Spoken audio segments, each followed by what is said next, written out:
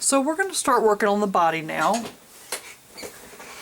I've gone ahead and done the legs because I just kind of wanted to get a little jump start, I guess. But I'm going to show you how to make one of these pieces because it's similar to making an egg, but it's not quite so big. So you're going to take a very small piece of your core wool. Set these aside.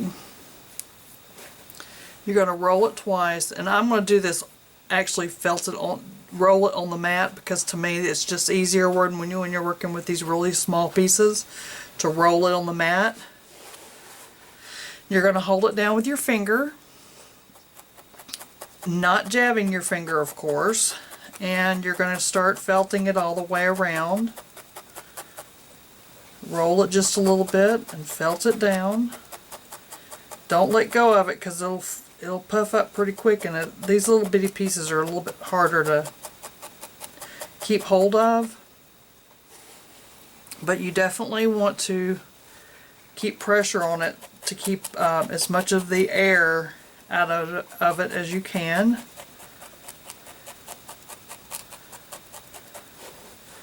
I'm going to continue to roll it. Turn it just a little bit. Continue to roll it.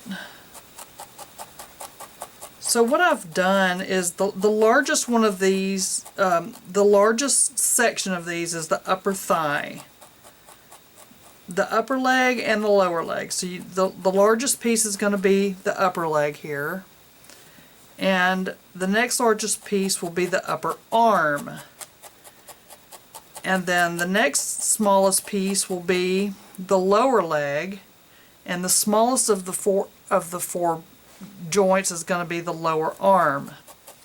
So there you've got, you want one end kind of small, because this is where you're going to do your joint attachment, and then you're going to want the other end rounded because that's where it's going to attach to the body. Just like that.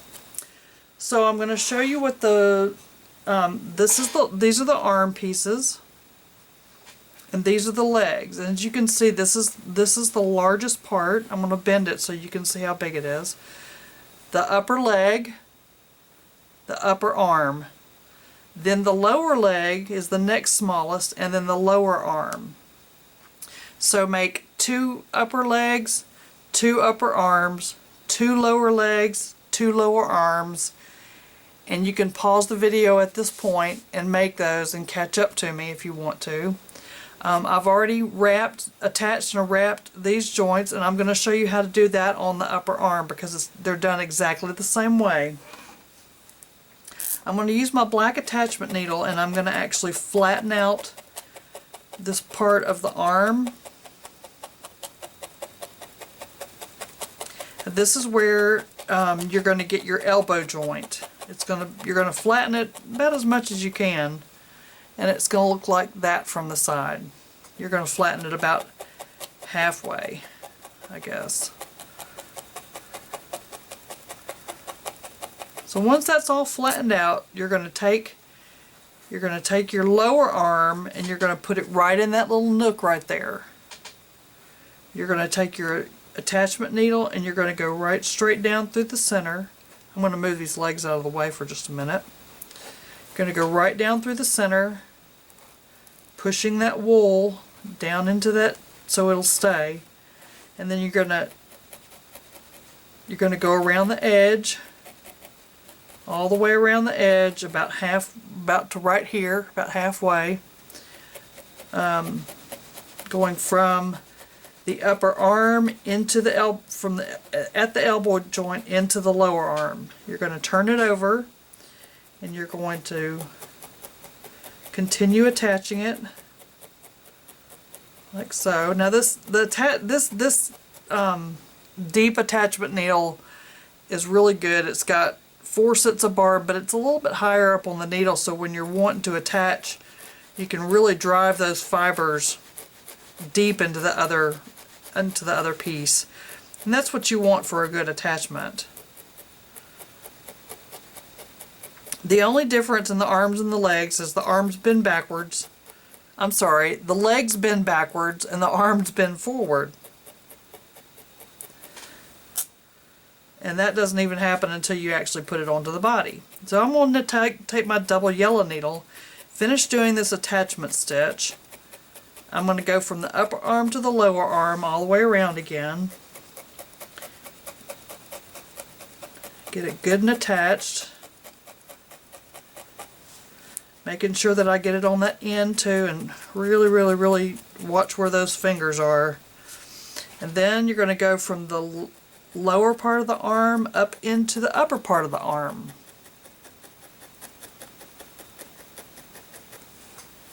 Just like that, and turn it over. And you want to do it on the other side as well. Making sure you get it on also on the little tip right there. Then you're going to pull this apart like this, and you're going to really attach those. Make sure you don't bend your needle when you're going into the wool. Like I keep saying, you'll snap your needle off and it'll hurt your feelings. So I'm going to really get this attached well, because you don't want a child or an adult coming and yanking your arm apart.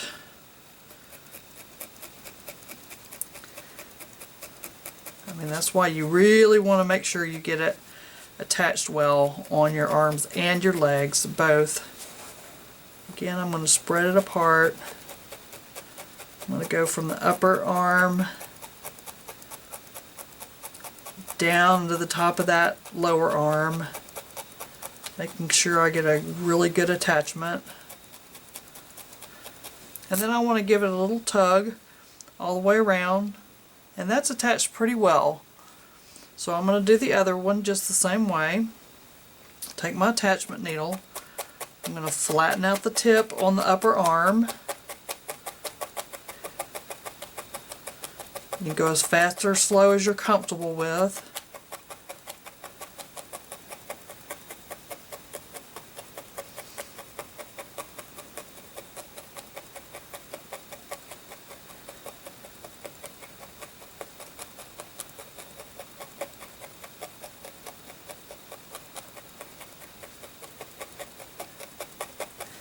You're going to take this piece, put it in there like that, and move that needle out of the way so I don't break it.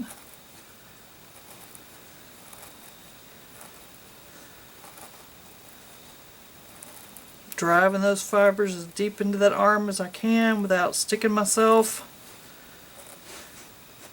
And then I'm going to go around the edge with that deep attachment stroke, driving those fibers deep in there.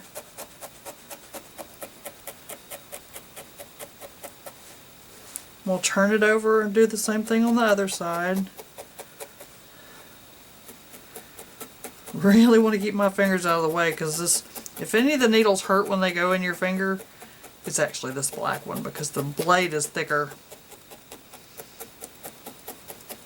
I'm going to switch to my yellow needle.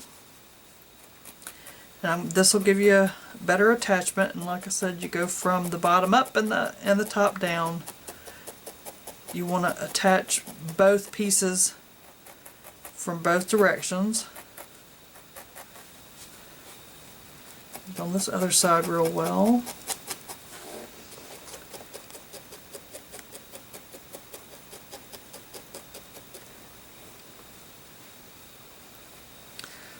I'm going to open it up, and I'm going to make sure that front piece is done well.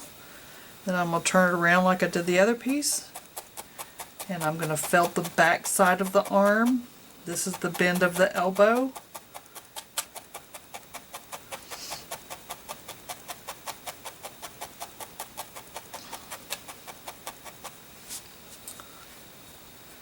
I'll drive these fibers down.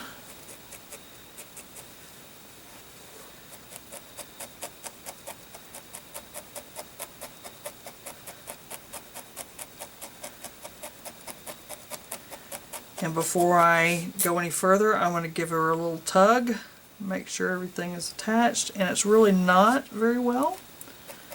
on the back side, so I'm going to felt it just a little bit more right here and right here.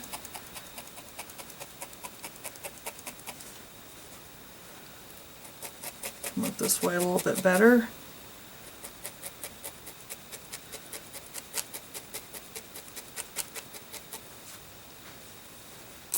And there I have the arms. Well, I'm sorry, I still haven't gotten that very well. It's okay, you can always make sure you get it attached really good before you start wrapping it, whatever you do. Okay, now I'm going to show you how to wrap the joints, and you're going to do the upper legs and the the legs just like you do these arms. You're going to tear you off a piece of C1, kind of fluff it to where it's kind of long, and you're literally just going to wrap it around that joint like that. I'm going to tear some of this off because I don't need that quite that much to wrap a joint. Take my double yellow needle and I'm going to felt it down really well, and this is also going to make the joint stronger. And you want to tame as many of those little fuzzies down from that Norwegian C1 as you can. This will prevent you from going half back over it later, which you're going to want to do anyway. You're going to want to, refine it with your red or your blue needle, which are the finishing needles.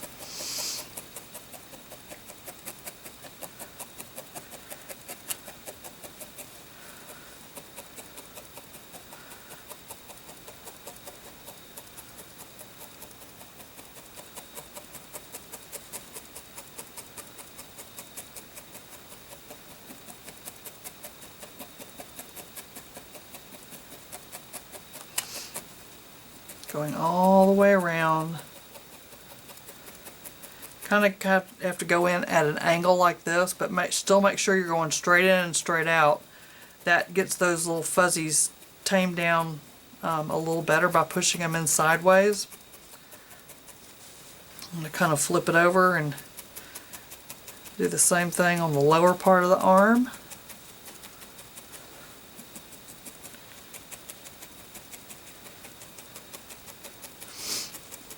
Arms and legs are pretty easy to do.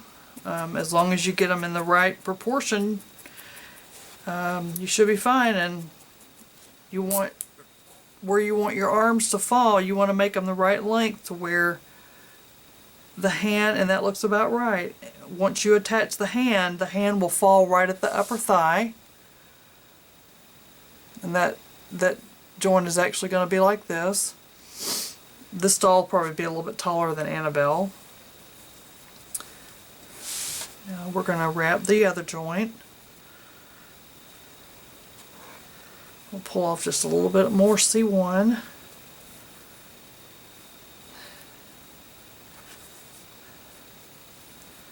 I kind of like to start in the, at the back side of the joint and wrap it.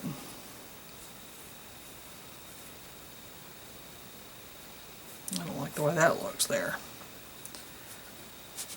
You don't want to stretch it so hard that you get a line in the flesh.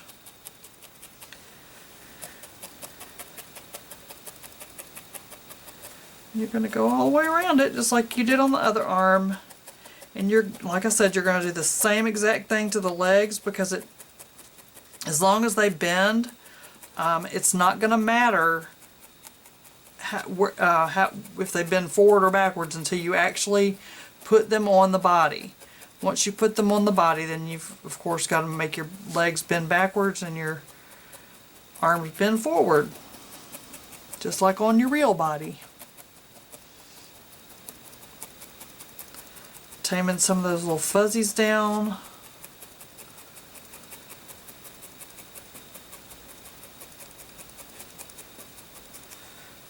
Turn it over, tame the fuzzies on the other side.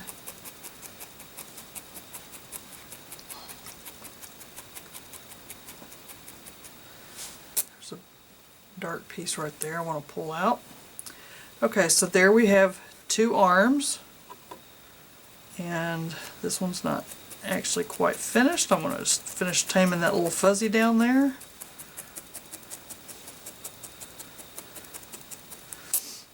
these are the legs, and you can tell they're bigger.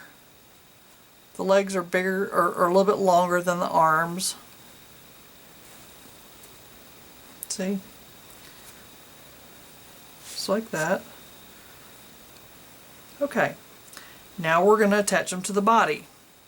Some people actually like to attach the upper legs and then the upper arms and then the lower legs and then the upper arms. But I don't do that because I just like to make sure that my legs are the same length. Now here's another thing. The higher up you put it on the body, the more area you're going to have in here in the pelvis. If you're doing like a baby, you might want it lower. I mean, want it higher, but if you are going to do an older person, you kind of want the legs to be lower on the body. So I'm going to take the leg, making sure it bends the way I want it to bend. Taking my black needle, I'm going to push those fibers into that body.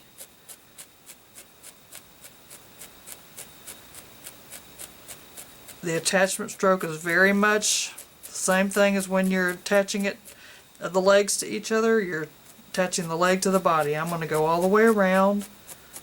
Well, not all the way around, about halfway around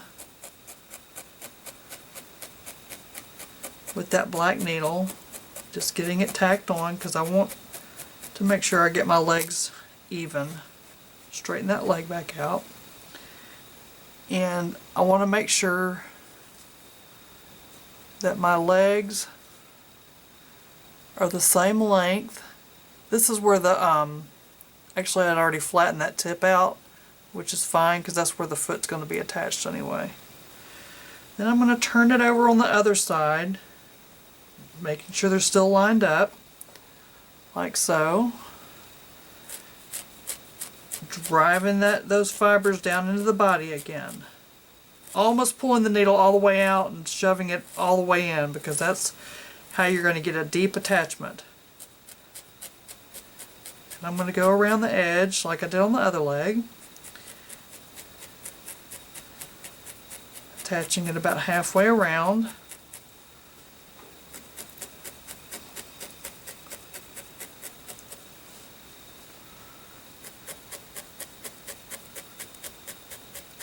Now I'm going to stick my needle over there and I'm going to switch to my yellow needle. Now I'm going to go from the body into the leg.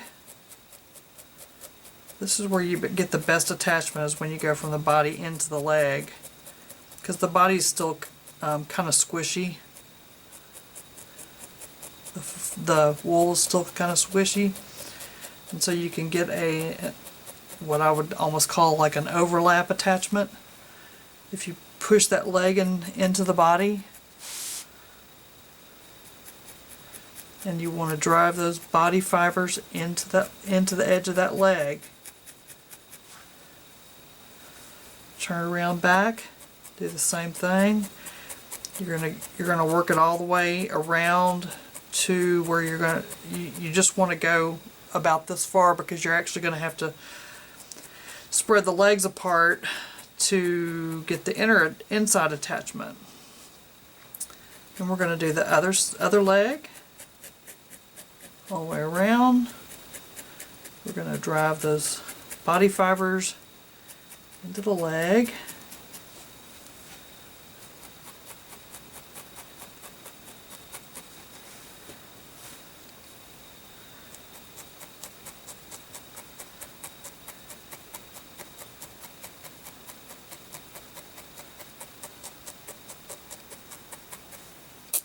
I'm going to kind of stand it up and make sure it's pretty even when it stands up. So I'm gonna hope and pray it stands up. Okay, now I'm going to put some pressure right here, and I'm going to lift that leg up so I can get to the inside of the leg, and I'm going to push the fibers from the leg into the body where I haven't attached it. And then this is the tricky part, going from the body to the leg and not going through all the way through the leg to get your finger.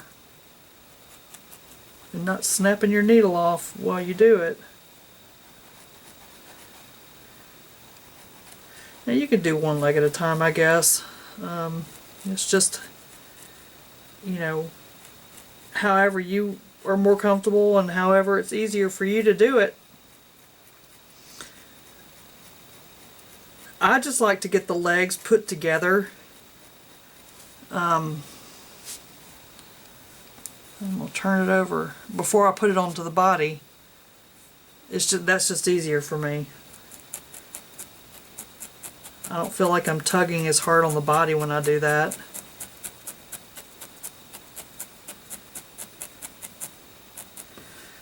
Go from the body to the leg.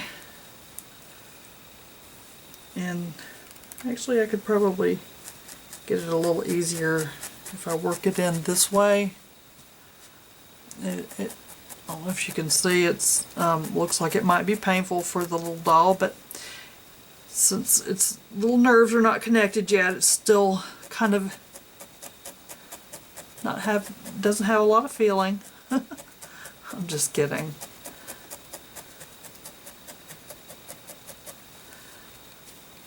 When I get the hair on the doll, I start thinking about, wow, what kind of a character is this? And I make up a little story that goes along with the doll. Now I'm going to wrap those joints because I want them to stay where they are. I don't like the way this one's attached, so I'm going to work on that just a little bit before I start wrapping it. Okay, that looks better. Now I'm going to take another piece of flesh tone, and I'm going to, this is a little bit different when you're wrapping the joint on the thigh, because you definitely don't want it to really get too bulky up around that hip.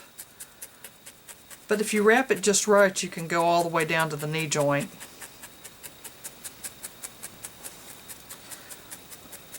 And I didn't wrap that right to completely cover it, but I could go back in with my little pieces of Norwegian C1 and fill in right here. That's not a big deal. I want to make sure I get the Norwegian C1 on the body and on the leg to help hold that leg on there.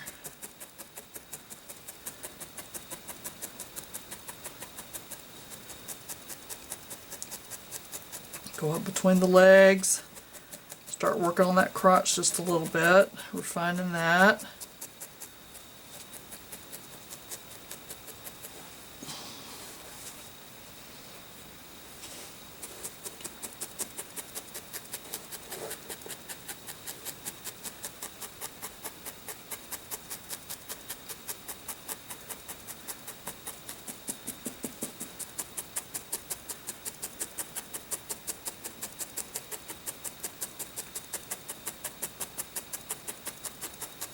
You really got to stab it a lot of times to get this Norwegian C1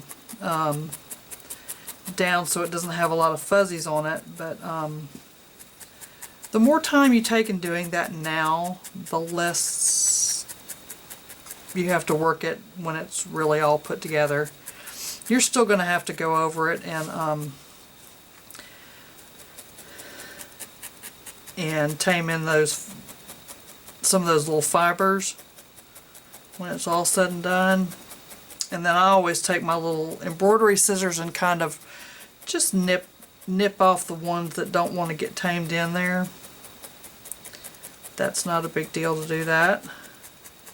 It just gives it a more finished look.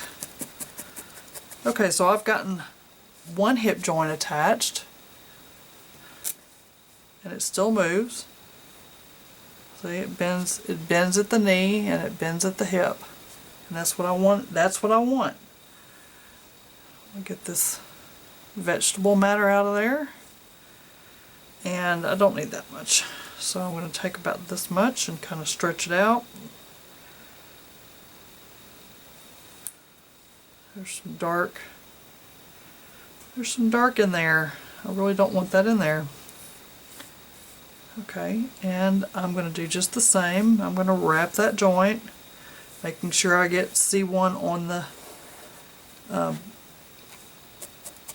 on the body as well as on the leg.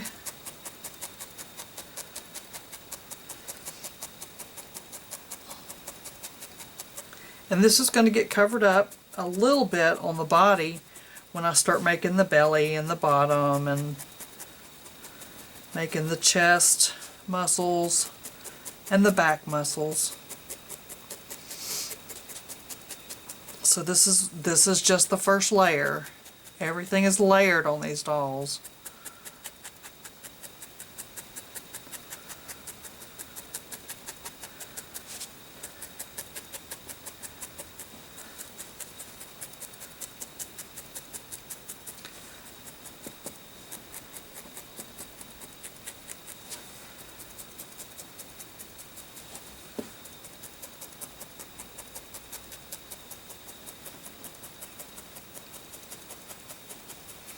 Kind of going in a little bit sideways to tame some of those fuzzies down again. And for time's sake, I'm going to go ahead and I'm going to just kind of drive the point home. This is the front of the body because the legs bend backwards. And it looks funny right now, but I promise you when we get the rest of them on there, it's going to be just fine. When we get the bottom and the belly and all. Okay, now the arms are going to attach about right there because they're going to become the shoulders. And you want to make sure that your arms bend forward. So I'm going to take this one. I'm going to bend it just to remind me that I am doing it right. I'm going to lay it on its side, take my black needle, and attach it just like I did the hip, driving those fibers down into the body, and I'm going to go halfway around just like I did on the upper leg because I've got to make an armpit out of this also. And go all the way around that edge.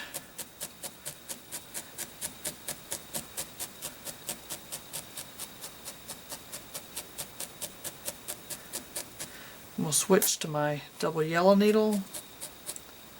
I'm going to go around it again.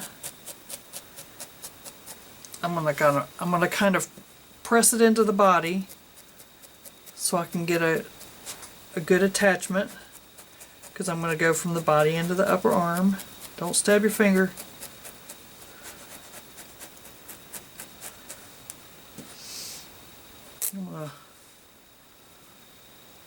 Right there needs to be done a little bit better.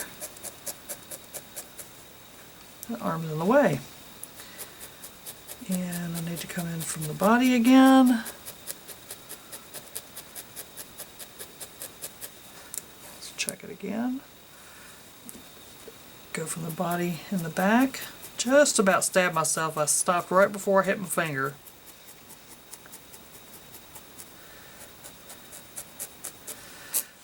Now I'm going to do the same thing with the arm as I did the leg. I'm going to hold it down at the shoulder and fold the arm upward.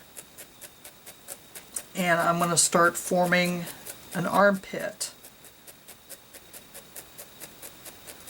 The armpit will really get formed a whole lot better once we wrap this joint.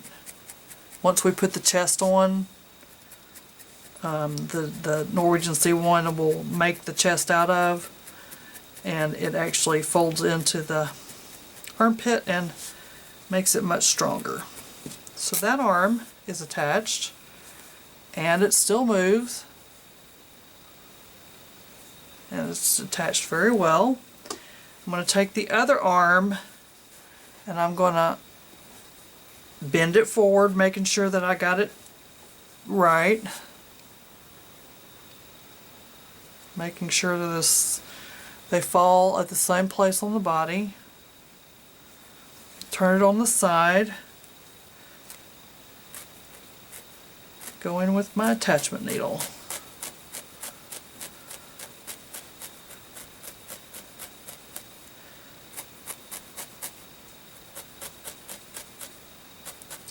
I'll go around it.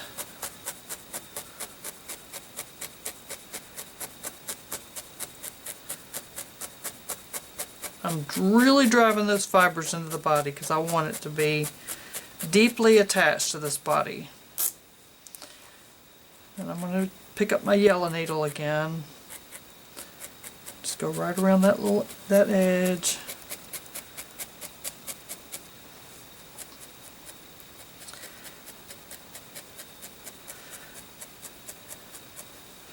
Believe it or not, even if I wasn't doing this video, I'd probably be talking myself through this whole process, because it just reminds me what I need to be doing, what I don't need to forget to do.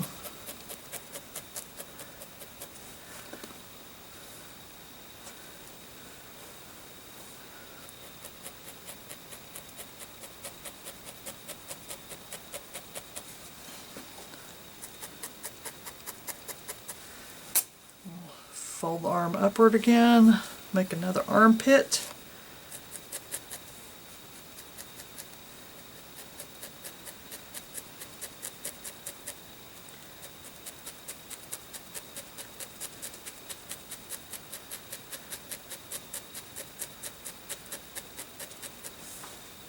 Turn it around so I can get the body going up into the armpit. Sometimes you can even turn it upside down to get a little better angle on it. So the arm will probably stay bent out there for a few minutes.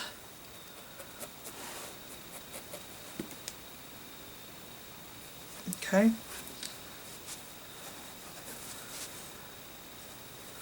Now, see, the arms are forward. They come down to about the same spot. Now we're going to wrap the joints. I'm going to take a piece of C1. That's enough for both arms, I believe. I'm going to lay it on the top of the arm. Before I actually wrap this joint, I actually kind of like to get the upper part of the arm started.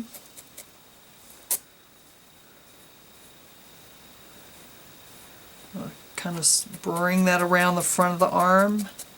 Please make sure you get the C1 on the body and on the arm, because it's holding that arm on there, remember. Now I'm going to pull it around to the back.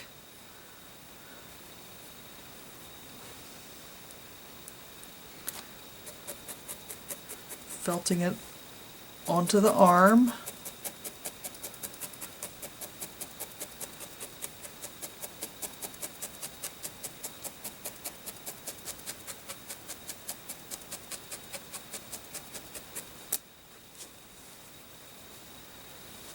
This is where you start making the armpit. You pull it under the armpit like that and make sure it's kind of flat, because you don't want to see a bunch of streaks where you've pulled it too tight. You're going to felt it all in that little armpit, onto the front of the arm, onto the body. Continue around to the front.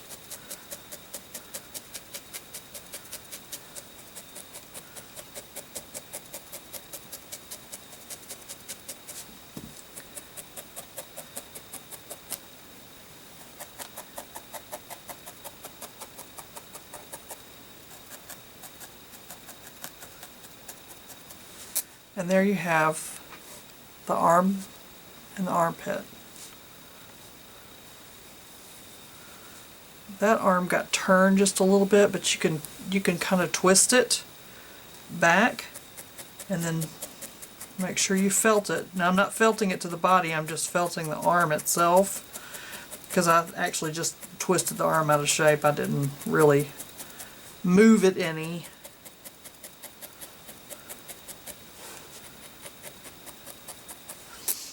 Okay, now here's that other piece, and we're going to do it the same way. We're going to kind of felt it down to the front of the chest, top of the arm. I'll hold this arm down for a minute.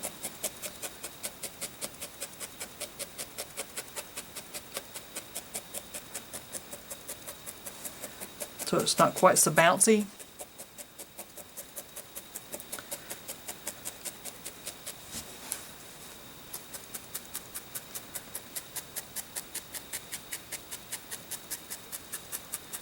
Down that arm,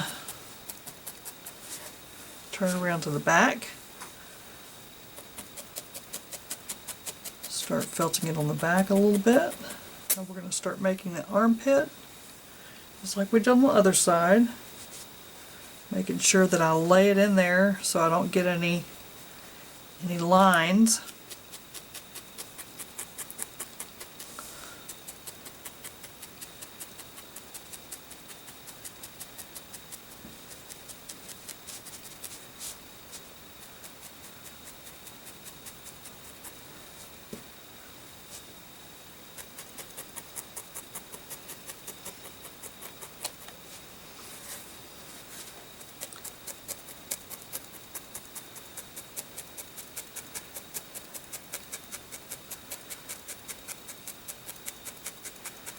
Now both arms are attached and they're wrapped, and it looks like a plucked chicken.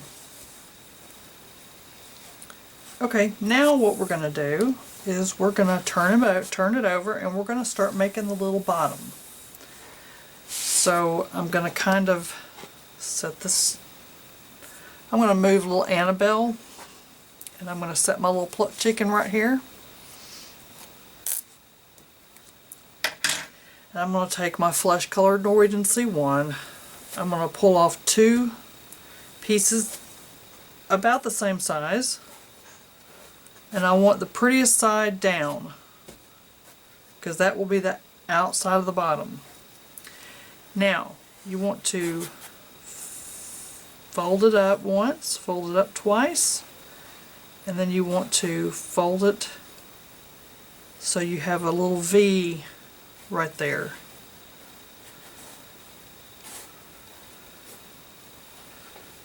And then you're going to felt this down so it doesn't come apart.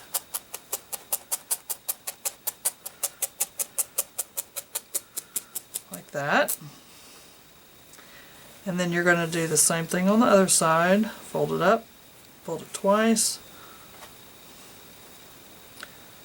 fold it into a little V.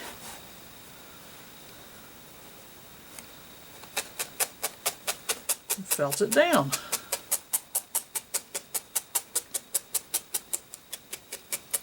Now, before I take this up off my pad, they're not identical, but you'll shape them a little bit more when you actually get them on the body.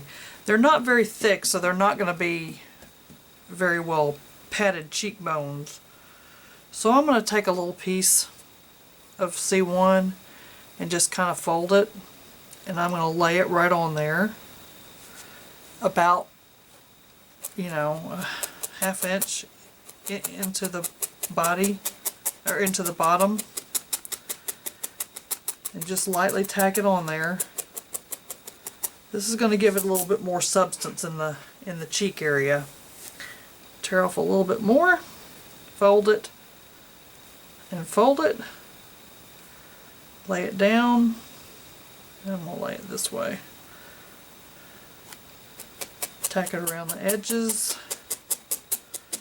Kind of put it in there so it's got a little cheeky to it. Now I'm going to lift them off of the felting pad. And see, you have, those are 2 little cheeks. So I'm going to lay my doll here. And I want to try to get that little crack in the right spot. So I'm gonna lay them on there just like that, and I'm gonna take one off, and you're gonna take this point and you're gonna tack it in between the legs. And this part of the bottom is, you're gonna kind of pull it up and you're gonna tack it along the hip joint. And then you're going to lightly tack it right up the center of the body. Just lightly tack it. And that's where the butt cheek starts. And you're going to kind of fan this out. And you're going to wrap it around and you're going to lay it around all the way to the belly, and you won't have, I mean, all you're going to do is just tack it on there so it's going to stay. Tack it onto the leg, tack it up into the hip. You want to kind of make that into a hip, and you're going to cover this. You're going to cover this seam in just a minute, so don't worry about that. I want to shove some of those fibers back into the cheek. So I'm going to go, you see how I'm going backwards into that little cheek?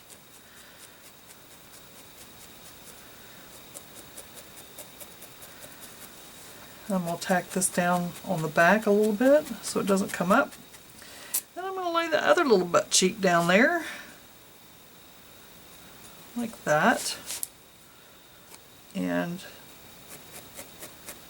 tack it in between the leg. Go right up to the little butt crack. And the little butt crack is not going to go that far up the body when you're done, because your butt doesn't go all the way up your back. It only goes up a little ways. So we're going to bring it around, kind of fan those fibers out like we did on the other side. We're going to tack it down. And this is going to be part of the belly. So see, you can see already how it's kind of building that body up. I'm going to tack that down on the hip.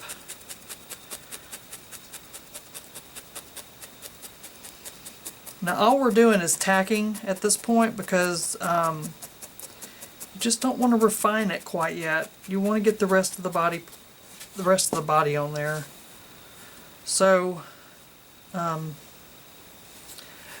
girls kind of have a heart-shaped rear end, and boys kind of have a square, more of a square shape. I don't know who came up with that one, but because I've actually seen guys with nicer rear ends than girls.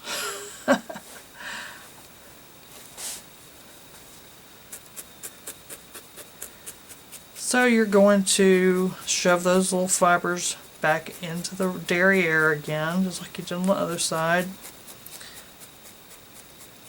So you can make it kind of poofy. Now you want to kind of eyeball it, and you want to go around and see if you can make it where the derriere looks like a derriere instead of it going all the way up the back.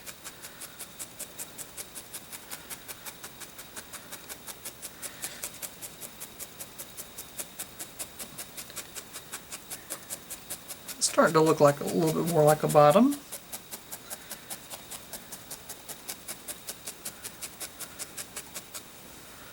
Ah, the fun part, getting the other side just the same. So I have to kind of turn around and look at it.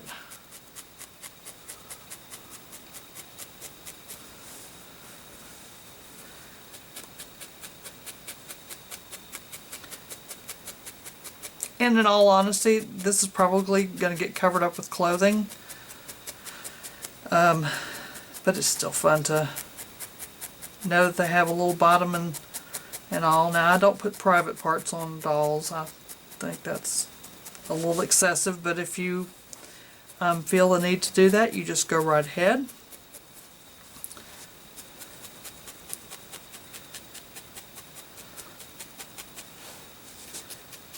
Even though we haven't made fingers yet, if you wanted to make a male body part, private part, you would make it out of a finger and two little noses.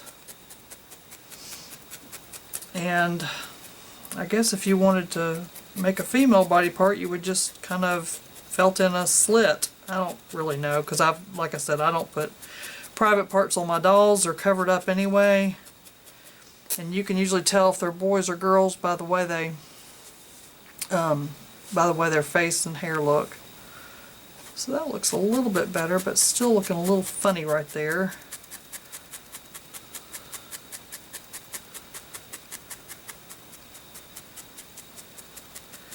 And you just lightly poke it till you kind of get it looking the way that you want it to look.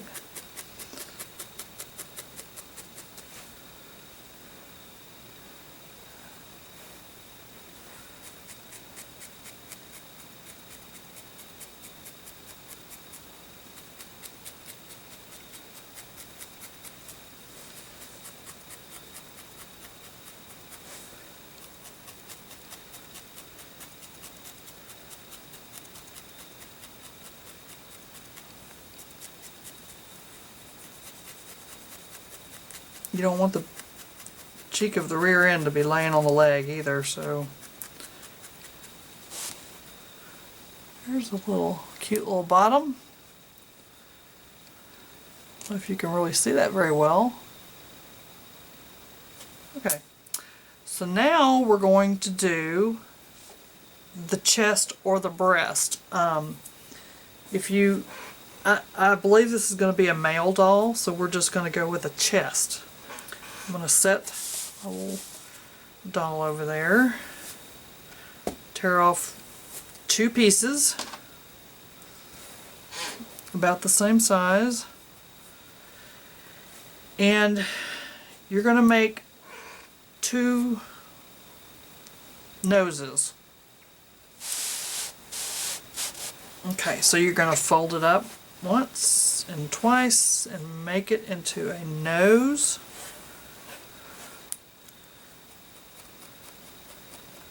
And felt that slit together on the back.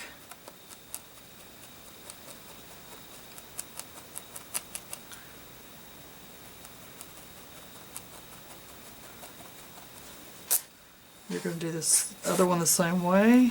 1, 2, fold it and fold it, and felt the little slit together.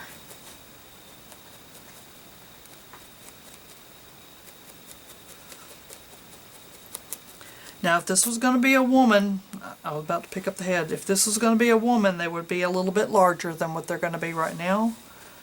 But since it's a guy, I'm going to kind of look at it and make sure I kind of get them where I want them. And I'm going to lift one off. And I'm going to tack it around the edge.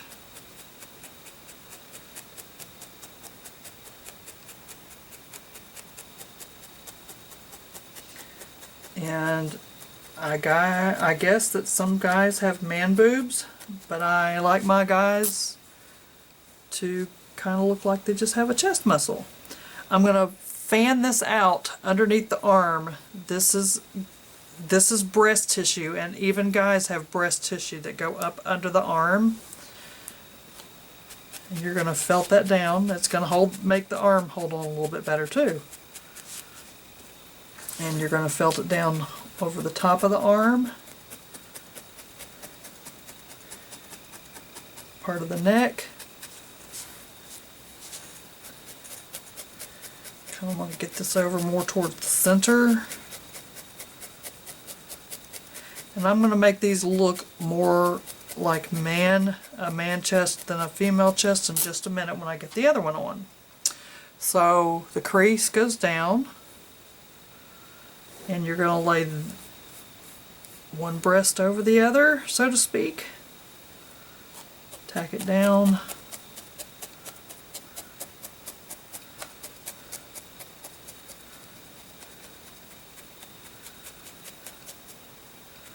Tack it around the edge.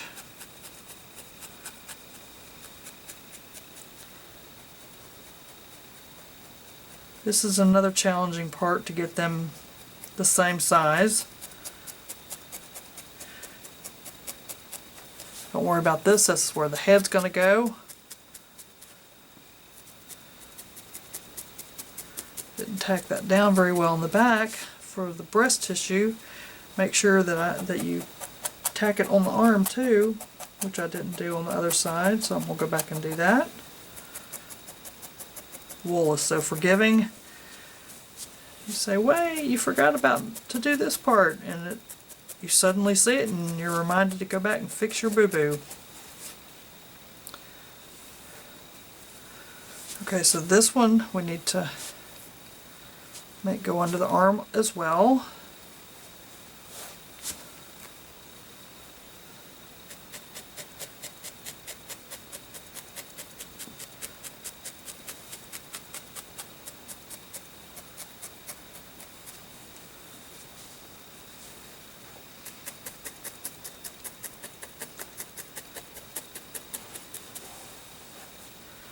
Challenging part, like I said, is to make them look the same.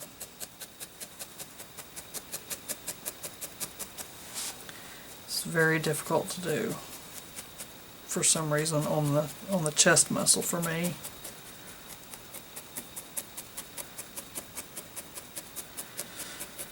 But I just usually keep playing with it until it looks like I want it to look. So for the man, you're going to work it up a little bit. For a female, you would let it droop down a little bit and possibly even put a nipple on it if you wanted to. I tend not to do that. Like I said, I don't like to put private parts on my dolls. But I do like them to have a little shape to the body, because it's possible that this doll would be shirtless. I haven't really decided what kind of clothes he's most likely he is going to wear. So those are fairly even. This one's a little bit bigger.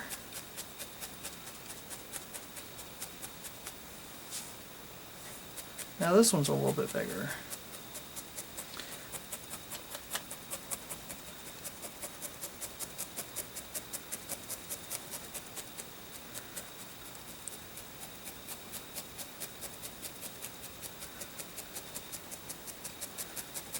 I want to felt it down here on the upper chest to give it some definition. Muscle definition, I guess you would say.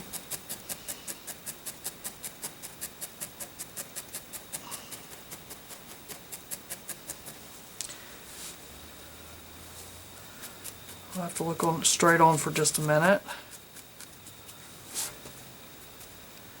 This one's not tacked down on the underneath very well.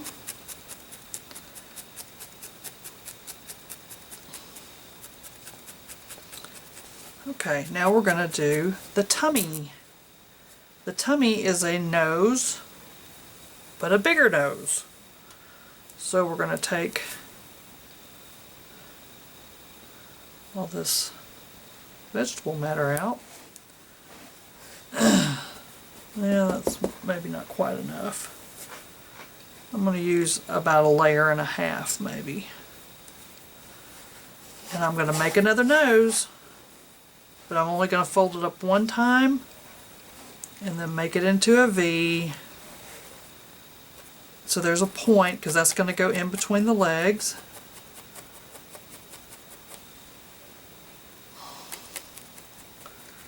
And then felt this little seam together, and then we're going to fan this out.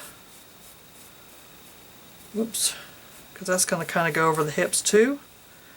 And you're going to tack this down right in between the legs. If you can see that. And this part is going to go along the front of the hip bone on both sides.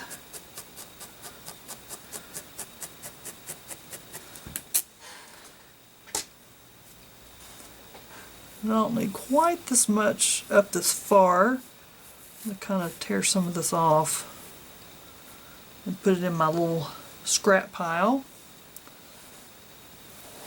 I'm going to pull it around to the side on both sides, and I'm going to kind of I'm going to felt it down on the tummy and let the little frayed pieces kind of go up over the chest a little bit, because that kind of gets rid of that line, that demarcation line, I guess you would call it. I want to kind of felt it into the little cheekies on the back if you've got that much fuzz. Ooh, I got a lot of fuzzies I got to tame down with my finishing needle. I want to tack these hips down. I'm just lightly brushing that, just so I can get rid of that line.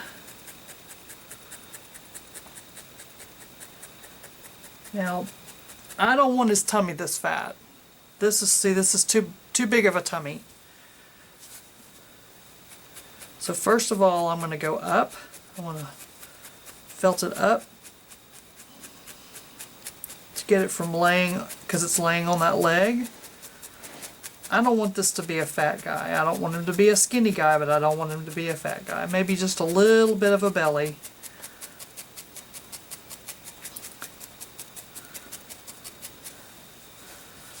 Now I'm going to tack this side down into that butt cheek on that hip.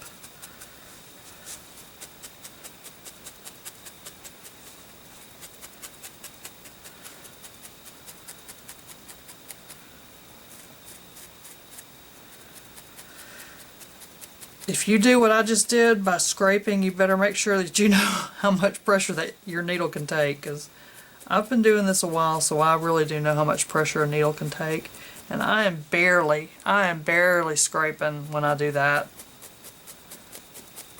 I want to push some of this little fiber fat, that's what it is, fibrous fat.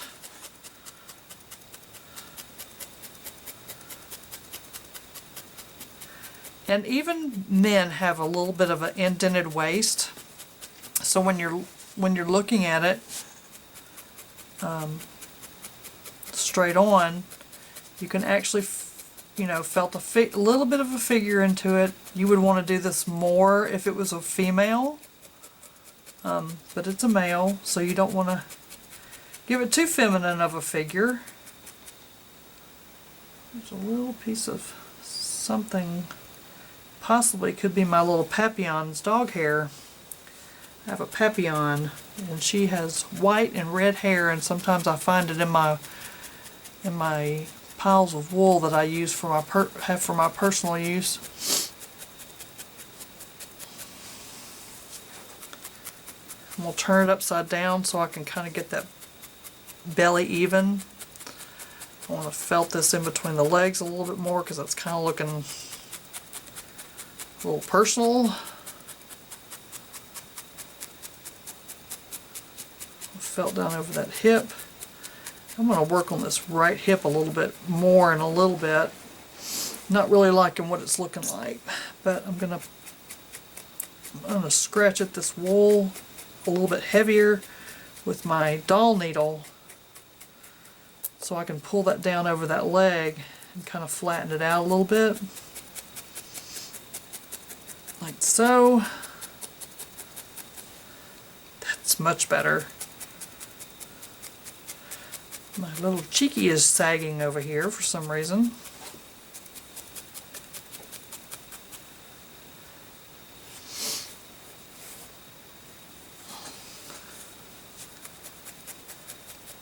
You see I don't have any wool right here.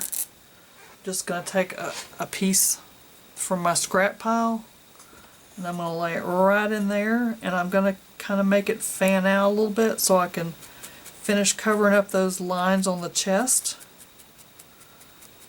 I'm going to lightly felt it into that chest muscle and won't see any lines.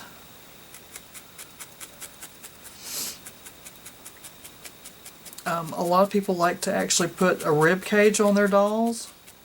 Like I said, I'm not going to do that because this doll's going to have, I believe this doll's going to have clothes. Maybe just some shorts.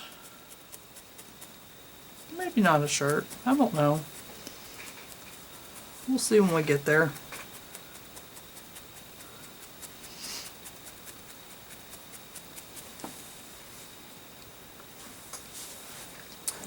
I do want to put some ribs in there, I think.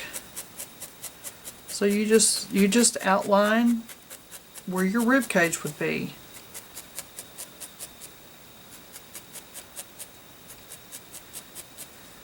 Like that. And I don't know if you can really see that on the video or not, but I'm just kind of drawing a line in there.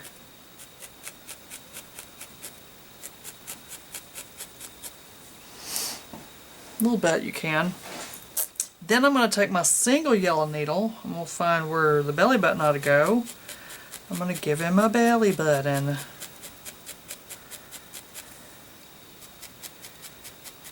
I have to look at it head on so I can get it right in the center. That would be funny to not get it in the center, I think. Some people have any belly buttons and some people have outies. I guess if you were going to do an outie belly button, you would roll it into a circle and tack it on. I'm not really sure. I've never done an outie.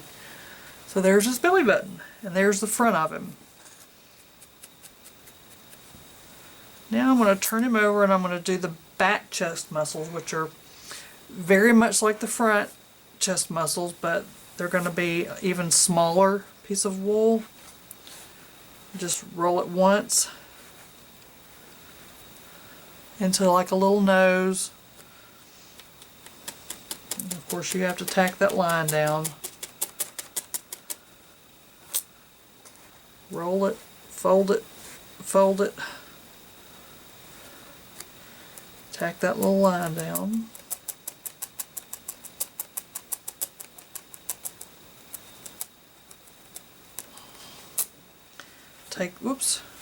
Take my doll, and see, these are going to be the shoulder blades here. And I'm going to lay them down at the same time. Kind of fan that out a little bit. And I'm going to tack it around the edge. Up the center. I'll turn it upside down so I can see what I'm doing.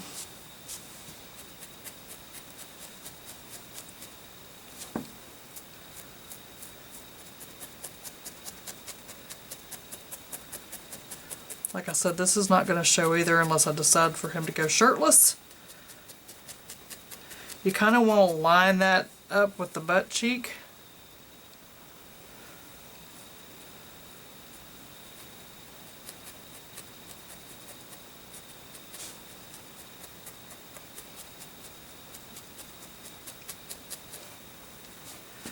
And then you're going to tack it down around the top. And there's a big piece of colored wool stuck in there. Looked like a piece of green.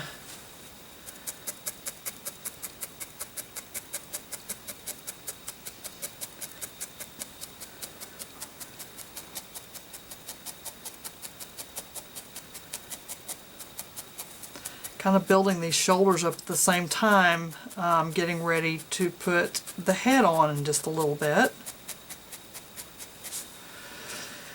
Now you don't want him to look like he's got breasts on his back. That's one thing you do not want. So these shoulder blades are going to get flattened out quite a bit more than they are in the front.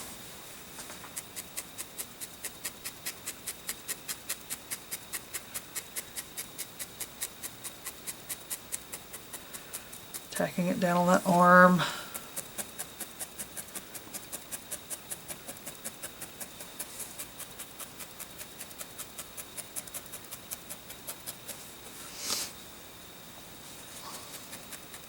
Lightly felting it into those chest muscles, all the little fuzzies that came over. You don't want to really destroy what you've already done, because those look pretty decent for chest muscles on a guy.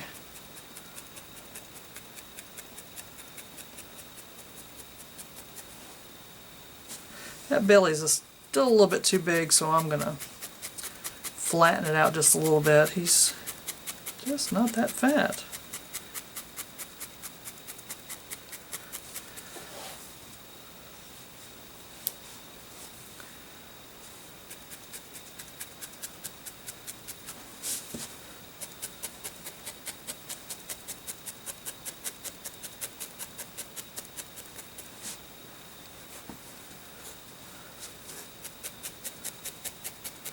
Flatten this breast out on his back.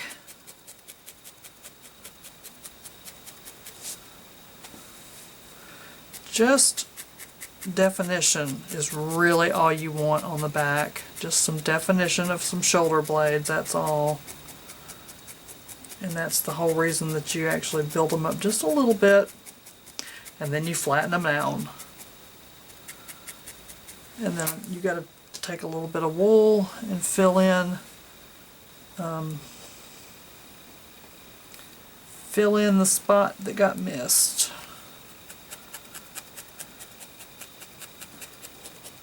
And I'm going to try to follow those lines and just make sure I keep the definition of shoulder blades. Now you could put little dimples on his cheeks, I guess if you wanted to, but I'm just not going through all that. With this particular doll, all it is sculpting in some little dimples like you did a belly button. You can do so many different things. You can have defined muscles on the back. You can make this a bodybuilder if you wanted to.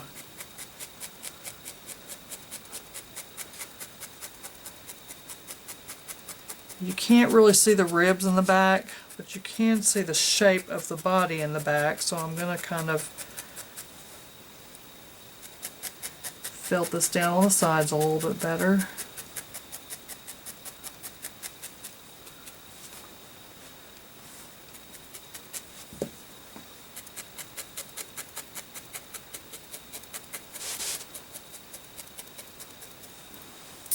So there, if you hold it in a certain way, you can kind of see the shoulder blades, which you can one.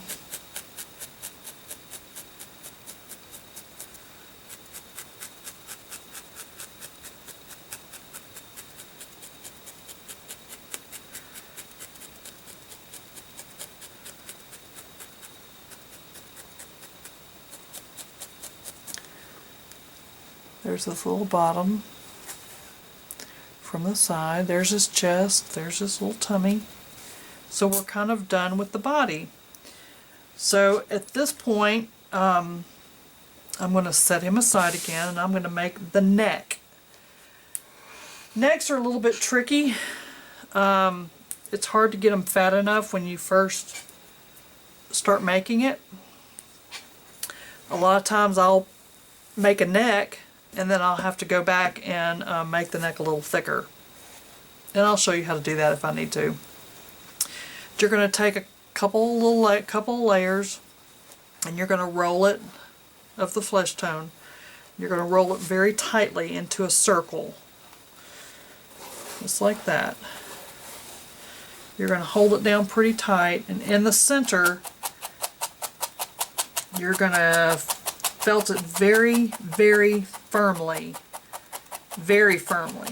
because you want this neck to be able to hold the head up. And I can tell you, I'm already going to tell you that I'm going to have to add more to this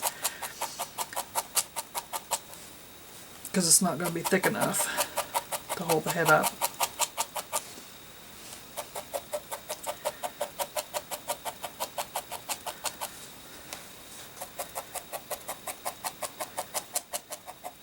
Sometimes I do that after I get the head on. Sometimes I do it before. It just depends.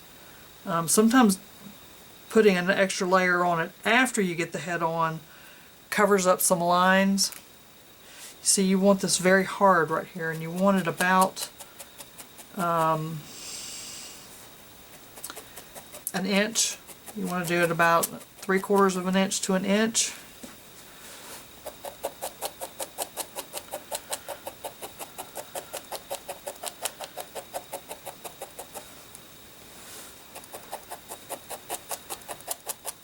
Like I said, you want it very hard because it's got to hold that head up. So because I already know that this is way too small, way too thin, I'm going to go ahead and wrap it again. Take another piece of C1 and wrap it just like that, right in the center, and I'm going to felt it some more. This is going to be a little bit better. Don't get your fingers. Keep them out of the way.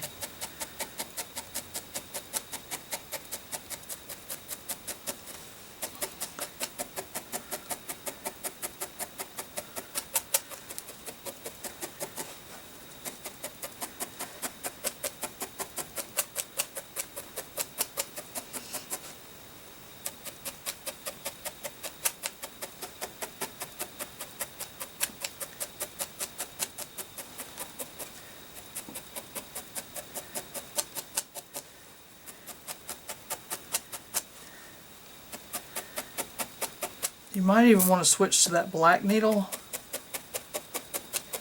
to get it really felted well, because you want to beat this wool up right here on the neck, because it's, like I said, it really needs to be firm to hold the head up nice and straight.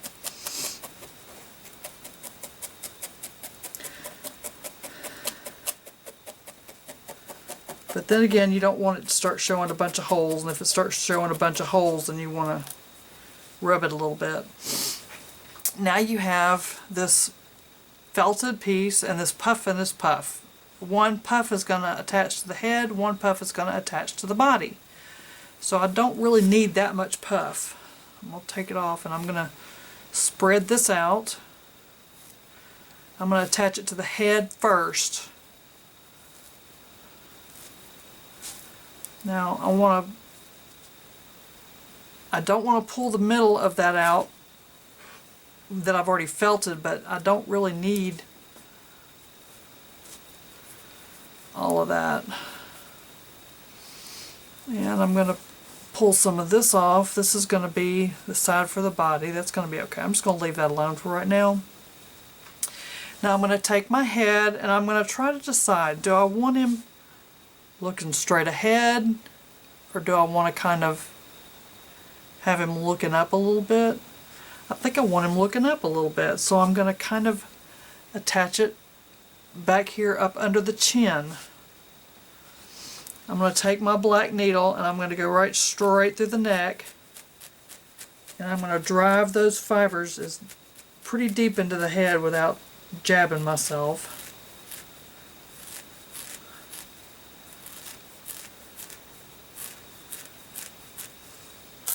Then I'm going to take my yellow needle and I'm going to try to keep this head centered. And you want to go around the edge. You want to felt it all the way back up into the head. You want to felt it into the jawline, back behind the ears.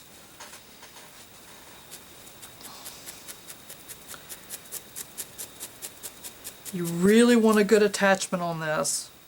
If you don't have a good attachment, the head is not going to stay on right. It's going to flop around, or it's going to look really funny. So I'm going to felt it up into the chin lightly, because I don't want to destroy the work that I've really done on the chin, unless I'm wanting to remodel the chin a little bit, which I might. But I won't really know that until I get it onto the body, what I want to do with this, with the head.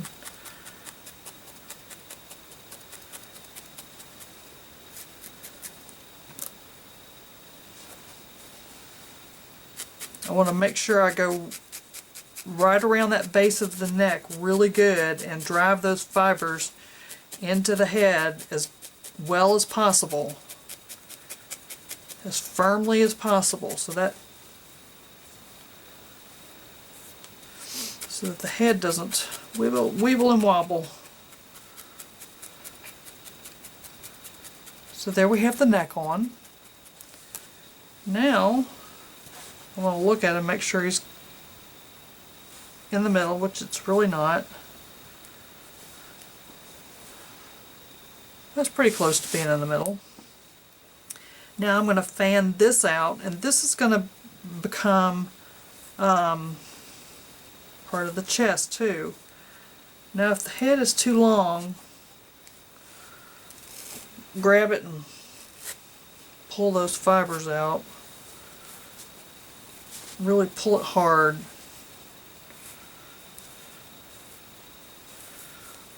I'm sorry, got out of the camera. So that's how long the neck is going to be right now. I can shorten that just a little bit if I want to. But the head needs to go straight onto the body, right straight over the middle of the body. This is a lot of fun to do. I'm going to take that out of the way. I'm going to move my doll needle, move some of these needles I don't need out of my way. And I'm going to go from the neck into the body in several places. in the front, in the back. And I'm going to switch to my yellow needle, and I'm going to start felting it pretty firmly down around the base of the neck.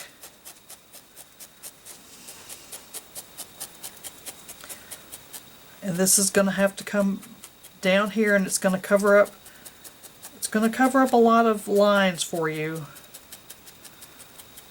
It's going to like make a little bit more definition in the chest probably. I like to get it attached in the front first.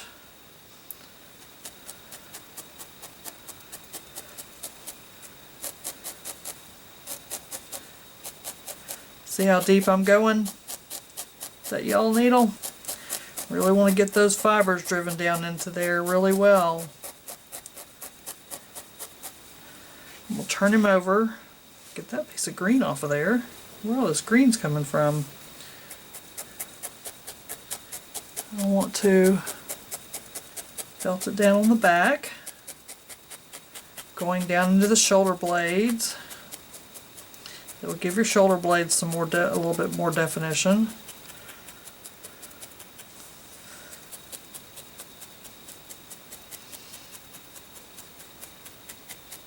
And I can tell you definitely, this is a guy.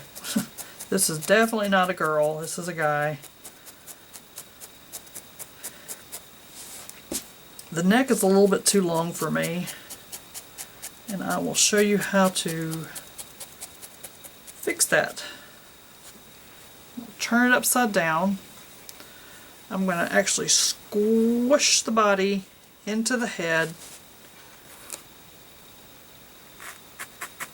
and I'm going to felt around the base really firmly.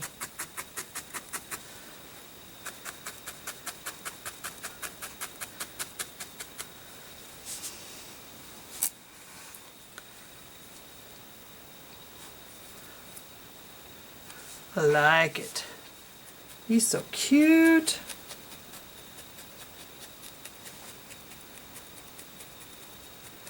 Now when I come back with my finishing needle, that's when I'm going to tame all these little fuzzies down. But for right now, there he is. He's got his head on. And then while we take a break, what I want you to do is take your Norwegian C1 and fill in the upper arms and the lower legs, wherever you need to fill in blank spots. And when we come back, we're going to work on the hands and the feet.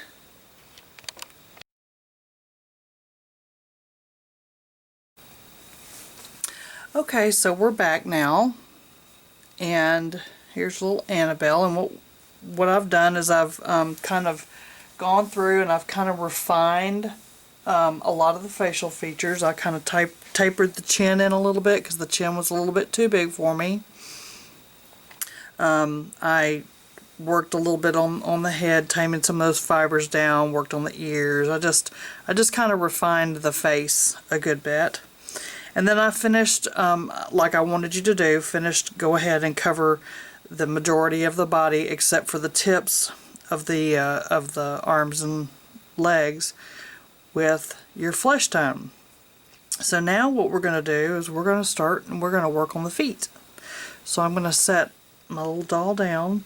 And by the way, you don't have to, I get a little anxious and I like to go ahead and attach my head. Some people complete the body. They finish the feet, they finish the hands, and then they put the head on. But I just get so impatient and I can't wait to see how cute it's going to look with its little head on. So it's always to each his own. And I firmly believe that there's no one right or wrong way to do doll making or anything in this life. So I'm going to tear off 2 pieces of my flesh, and I need them I need them the same size, and I need them a little bit thick and fluffy in the center, because these, like I said, these are going to be the feet. This is what the doll is going to stand on. I want the best looking side down.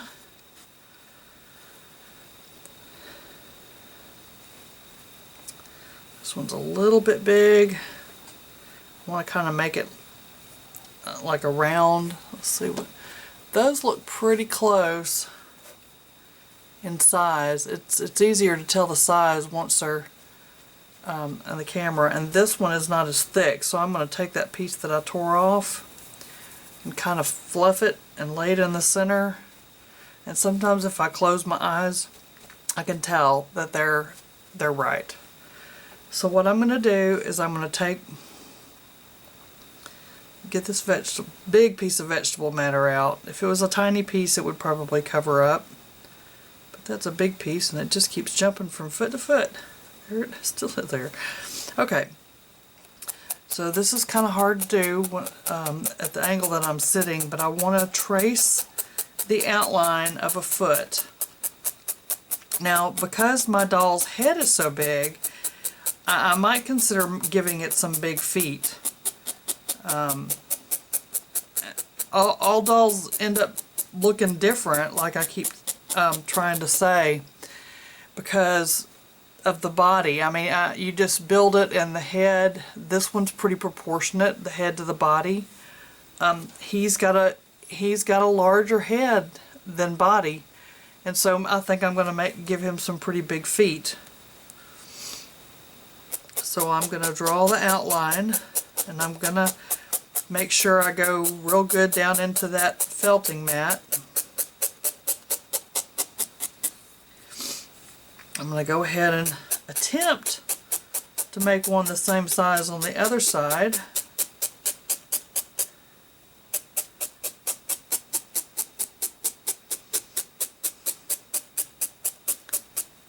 Let's see. This one's a little bit too fat.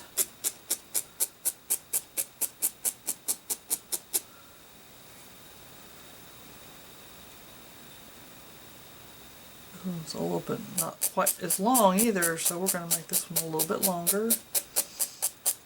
And I'm looking back up into the camera because the angle that the camera puts on it actually is very helpful.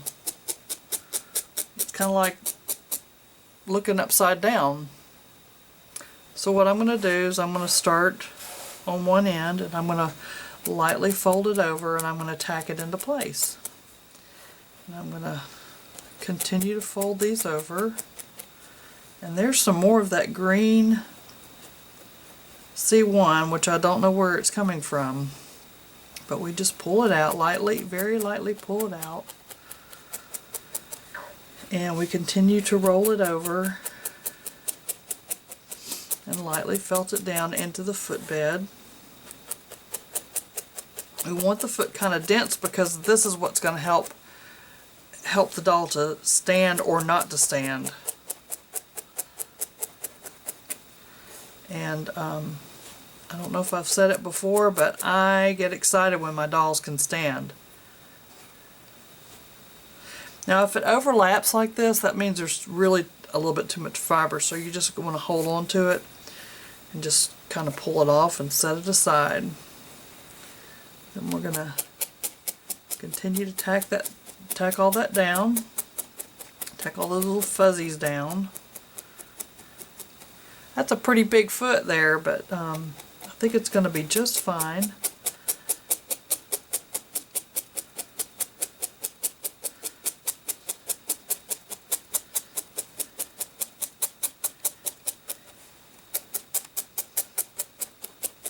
Don't pull it up off the mat until you get both of them done.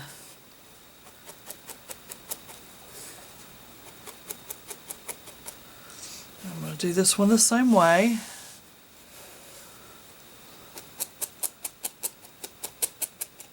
I still haven't come up with a name for mine. It just hasn't struck me yet. A lot of times while I'm making my character, the name will just come to me. Could be Lloyd, it could be Henry, it could be Randy, no. William, maybe William. Maybe William.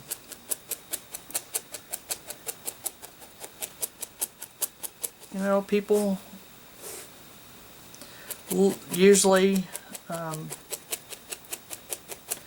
look like their name.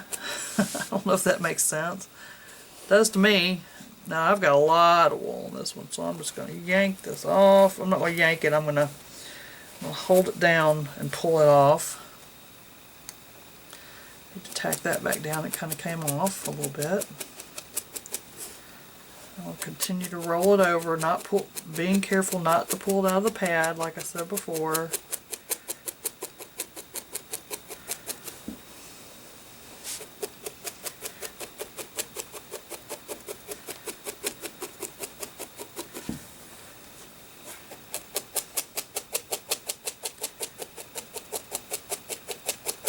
And I want to get these felted down very firmly.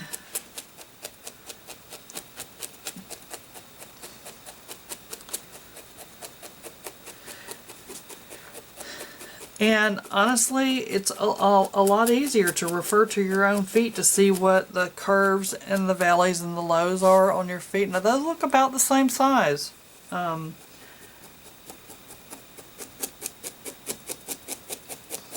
Which surprises me sometimes, because sometimes it's hard to get the feet the same size.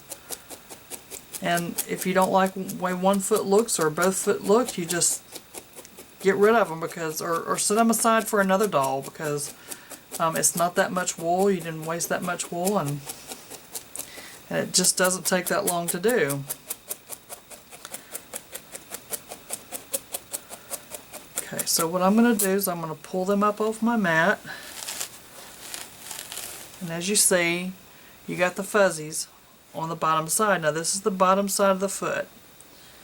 You want to tame your fuzzies down a little bit. Now if you're putting shoes on it, on this doll, then I wouldn't really worry about those fuzzies too much, because they'll be hidden. But I just want to show you how to do that. Just taming those little fuzzies down. Just makes the feet look better, I guess.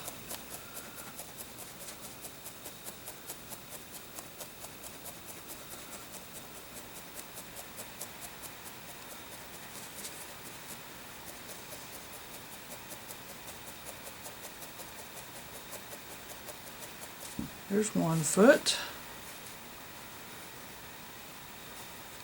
And I'll tame the fuzzies down on the other foot, just because I want to be consistent and even.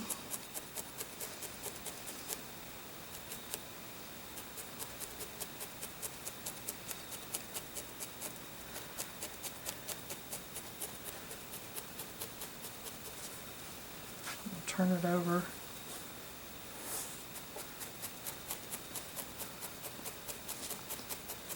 On this foot I went a little bit deeper into the felting pad, which gave me a whole lot more fuzzies. And you don't really need to go in that deep into the felting pad, only around the outside so it doesn't pull out. So there we have 2 feet that are very close in size. Now that's the bottom of the feet. So you want to look at it. This has a little bit too much right here. Make it a little bit more rounded.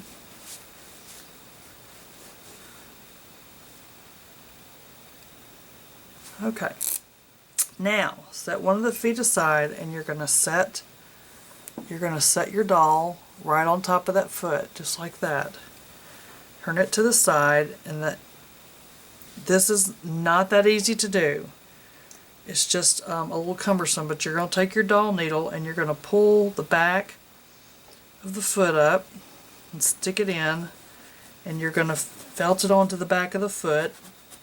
This is kind of, I guess, where the Achilles tendon would be.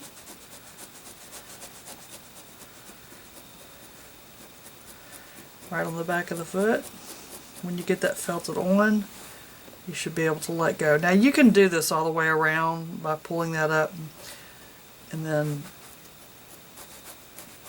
felting it onto the ankle. It gets a little bit easier to do without the needle once you start. You don't really want to do a lot of pulling and tugging, as I continuously say about these needles, but you're not pulling too much on these sides like this.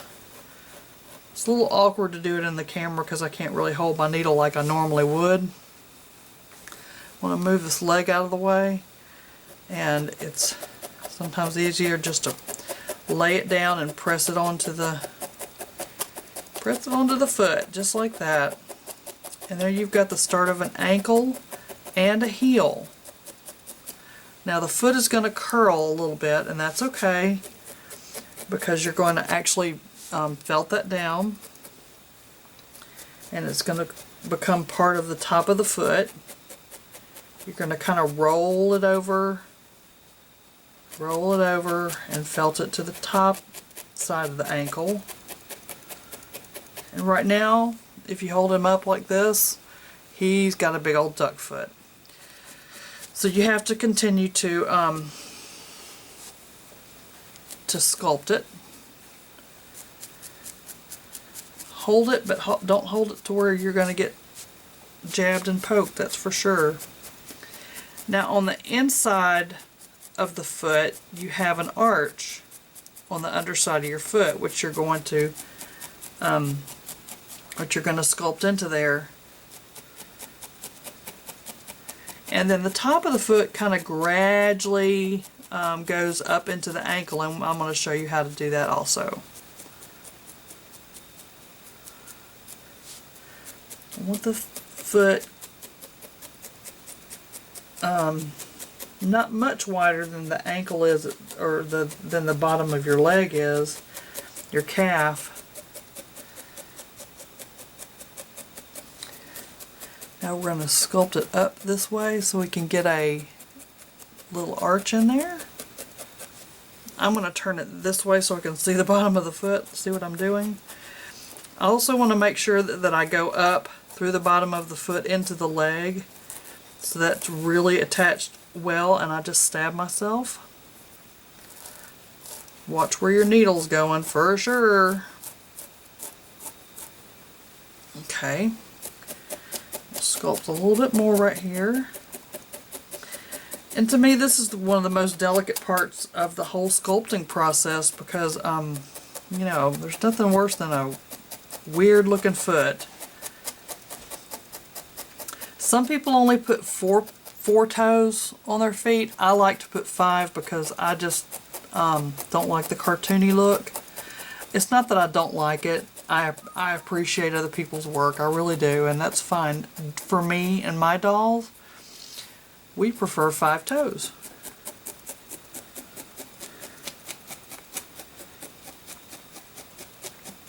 And I've learned how to do it. And it's not easy getting all 5 toes on one foot. If you make them too big, then they're not going to fit. So now I'm going to turn it over on this side. I'm going to do a little sculpting up into that heel,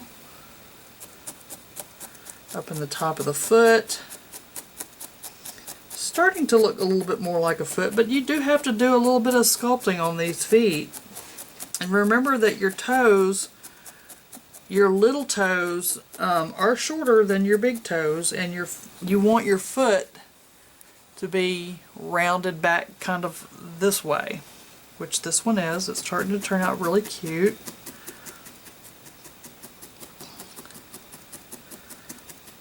Work on the top of that just a little bit.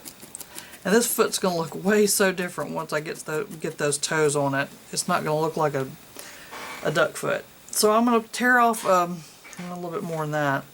I'm going to tear off about that much C1, and I'm going to lay part of it on the top of the foot, part of it on the ankle, and I'm just going to sculpt this down to try to make that transition smoother from the foot to the ankle.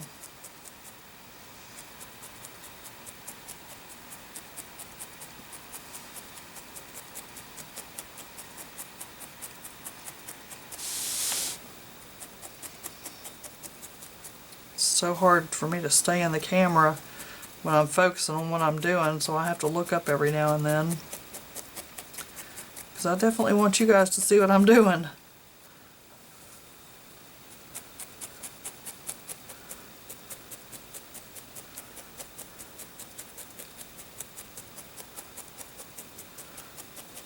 So see, I've transitioned from the top of the foot,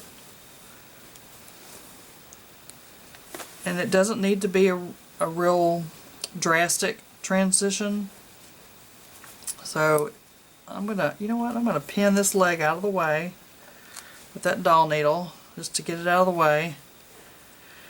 I'm gonna fold this over the foot and the ankle, and I'm gonna felt it right down onto the foot and ankle, kind of making a little bit more of a heel.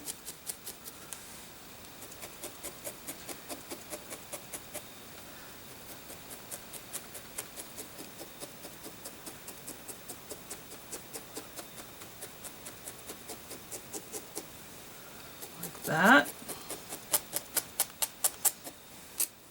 I'm gonna kind of see where this is going. Go ahead and fold that up under the other one and pull this other side around and tack it down before I turn it over. And we're trying to make some type of a semblance of an ankle here also, instead of a cankle. Sorry for the hand being in the way, but there's just no way around it. I'm felting, and you can hear it felting. You just keep felting right along with me.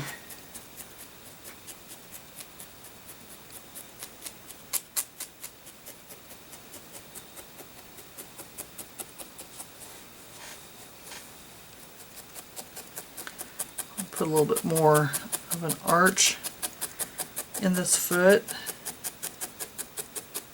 And that putting the dimensional hills and valleys into the foot, it actually helps it to stand better.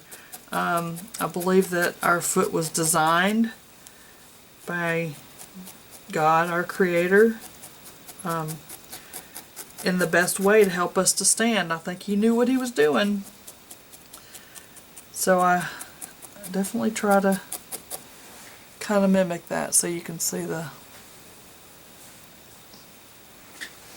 Okay, now I'm going to take that pin out of his leg. Sorry, little guy. How about William? Does he look like a William? I think he kind of looks like a William. Okay, so I'm going to turn him over on this side, and I'm going to finish felting that down onto the ankle.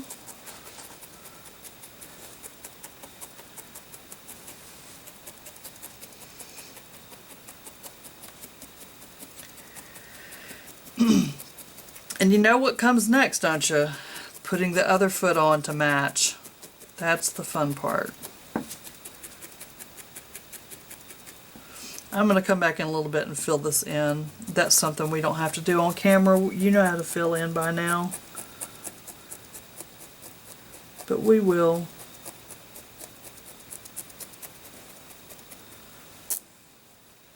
So that's a pretty cute little foot. It's a little... It's gonna help him to stand up, I'm pretty sure, if his legs are not too weak. It's feeling a little bit weak right there, and I may have to actually go in and fill it in with some more C1 to make it stand up. So we're gonna take the other foot, if I can remember which way it goes, I believe it's this way. And sometimes it helps. Well, I'm going to do it on this side. Let me put some of these needles away. Keep that one out. And that one. To get the second one on, if you lay it on the side,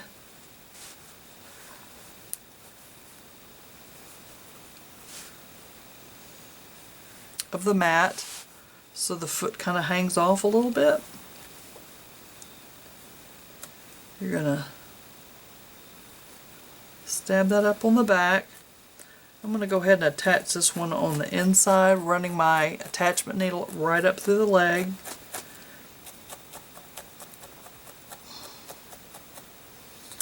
I'm going to get a good attachment on the back just like I did the other foot.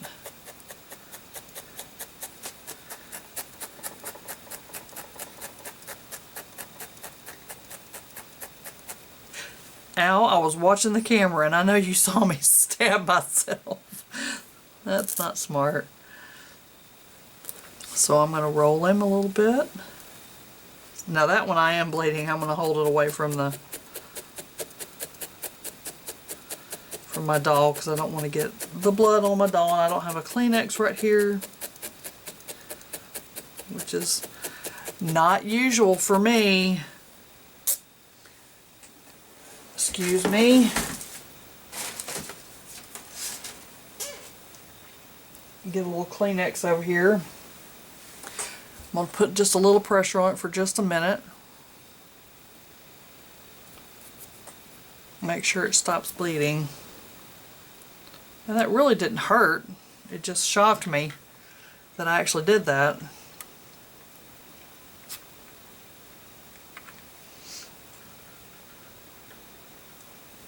Okay.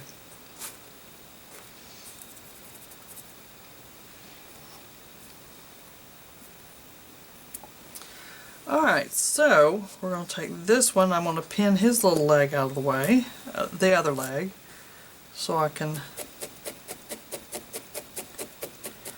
work this into the ankle on this side. Bend the foot up a little bit and start working the top of the foot over into the front of the ankle. You kind of get a fold over. It kind of takes some of the bulk out of the side of the foot there.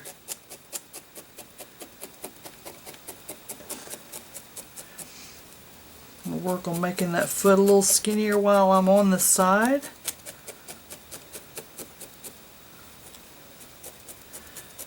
I'm going to work on that arch a little bit,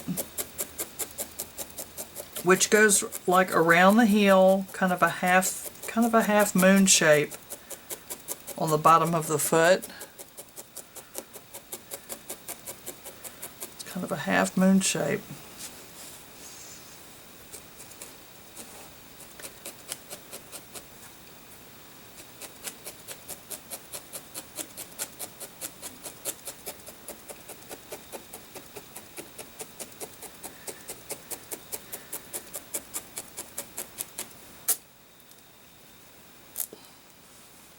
Turn it over on this side.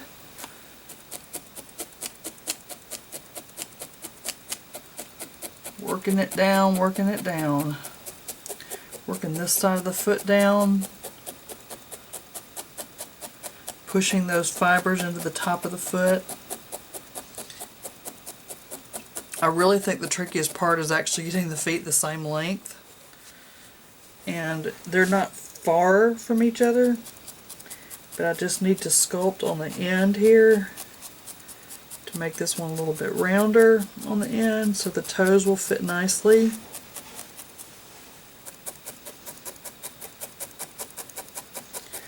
I've got a better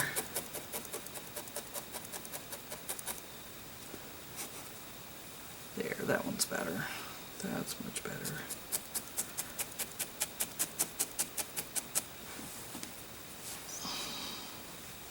Okay, so you can still see that I've got one foot a tiny bit wider than the other, but that's going to go away because I'm going to continue to sculpt on it. And it's mostly on the, and this mat, my mat keeps moving on me.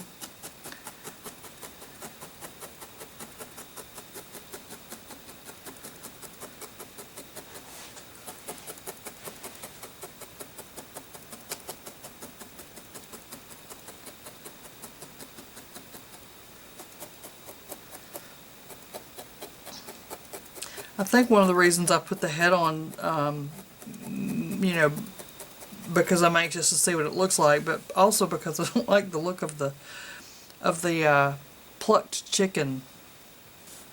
Makes me feel bad for my doll. I want to do a little bit more sculpting on this side of the foot.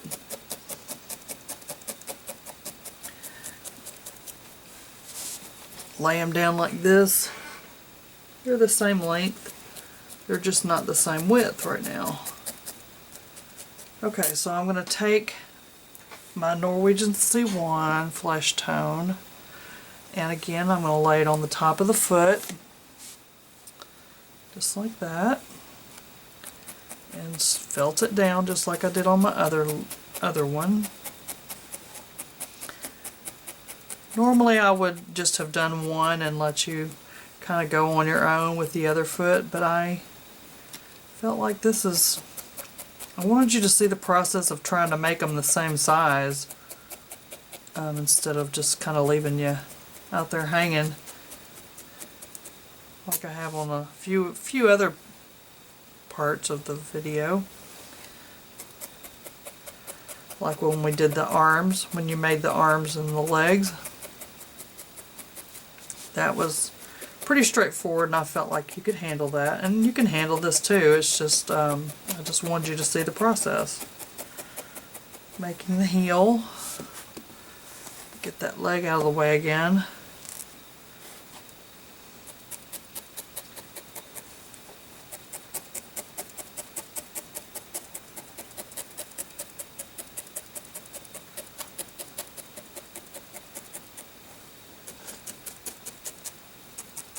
Almost stabbed my finger. Pulled it back before it went in though. I'm telling you, it's easy to do even when you've got some experience behind you.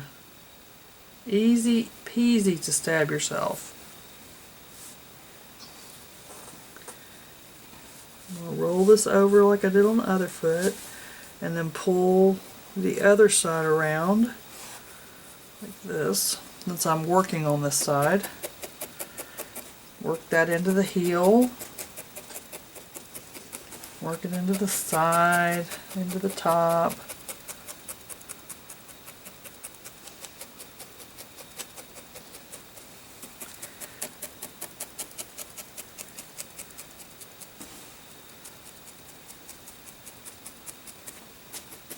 Okay, let's take this little guy's foot loose.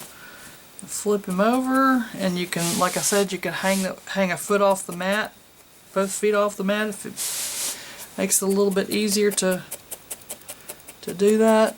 I'm going to move little Annabelle because she just keeps getting tossed all over the place.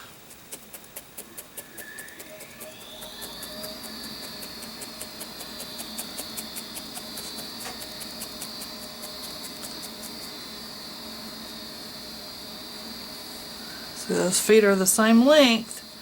I mean, you know, down to the heel, which is a good thing.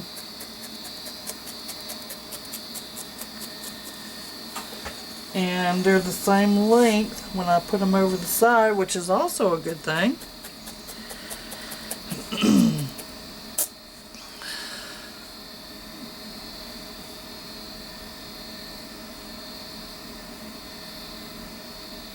But he's not wanting to stand, and it's because of that one leg. I'm going to have to go back in and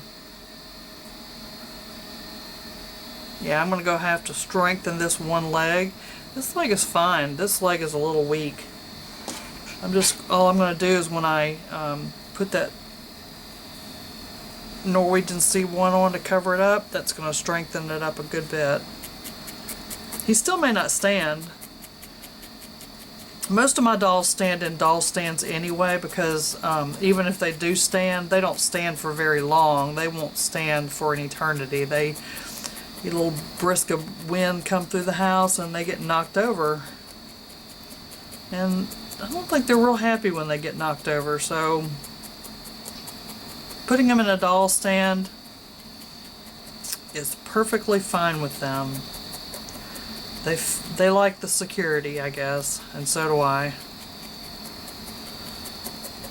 And I'm going to felt this really good, really deep, all the way around, so I can strengthen that lower leg up.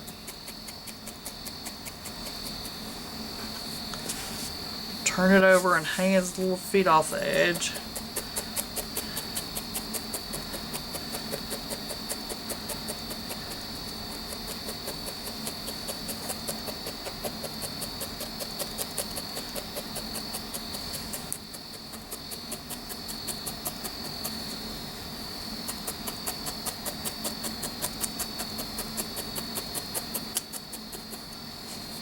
Yeah, that really strengthened that leg up a lot.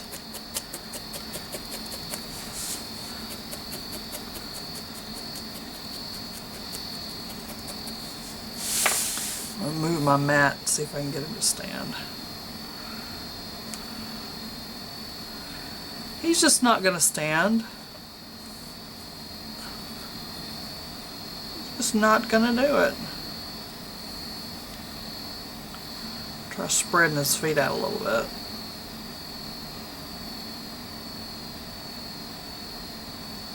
Nope. He's just not going to stand, and that just has to be okay.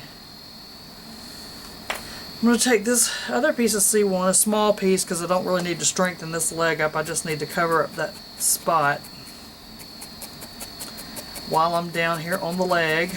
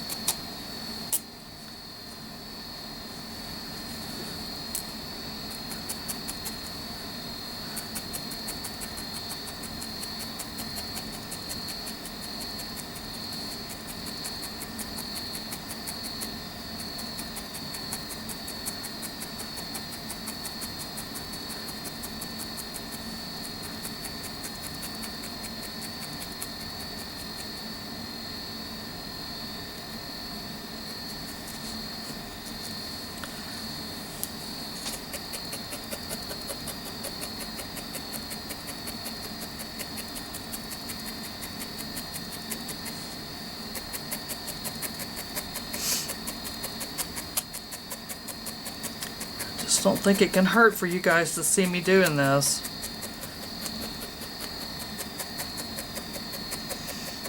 And if you've already done this, then just fast forward it. It's really, really okay.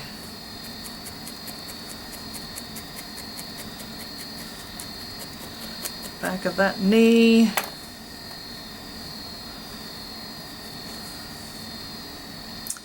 And there we have the little feet. Now I'm going to show you how to do toes. Normally I would move on to the hands, but I think we're just going to finish up the feet first. I've already made a bunch of little toes here. Toes and fingers are kind of a challenge to make. Practice, practice, practice. I want a big toe and I want 4 smaller toes, and I like that one on that foot better. Right there. Now I'm going to show you how to make the toes. I'm going to take my small wooden dowel, because the toes are, I don't know, this is just easier for me to use this small wooden dowel, I think. Now I'm going to attempt to make a big toe. So I'm going to start rolling it. I'm going to fold it over. And I'm going to roll it. And roll it and roll it until I get it all on there. And it's very similar to making an eyebrow. On a toe, you just want to grab the tip of it, though, because toes are shorter than fingers. Fingers are long and skinny. Toes are short and fat. Short and fat. Well, actually, that's not true. I've known people with long, skinny finger toes. Now, see this little nipple that sticks out there? I'm going to show you how to fix that. But you want to spin it till you feel like it's really felted well. Pull it off the stick. I'm going to use my single red needle, and you just take that little nipple and you just shove it down into the top of the toe and you felt it into place, and it will not come out, and you'll never know that you even had one there.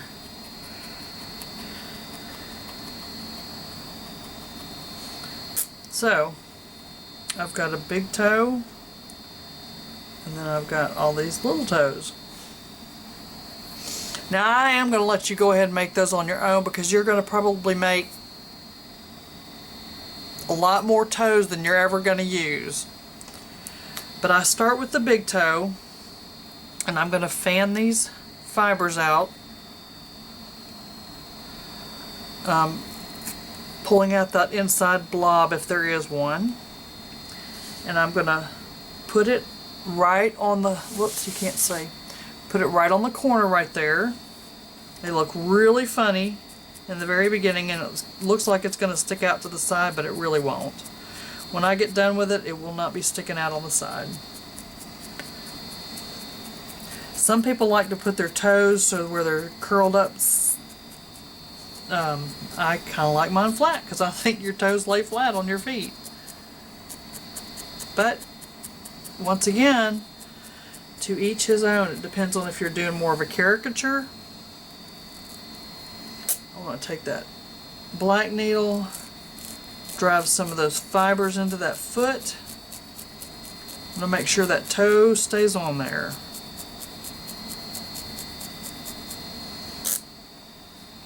And then I'm going to go all the way around the edge really well, getting those fibers mashed down. And there's one toe. Now I'm going to move to the second toe.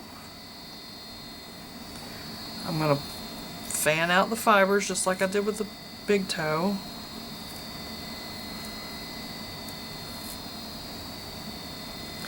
And I'm going to lay it as close to the other toe as I can.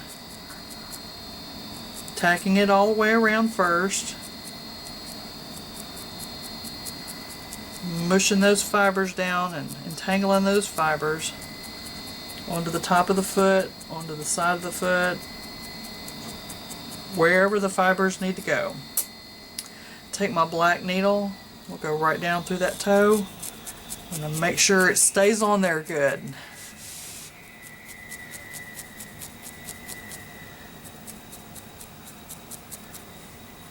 Now I have two toes on there. Two toes. And I will fix them a little bit once they all get on. I will mash them into place.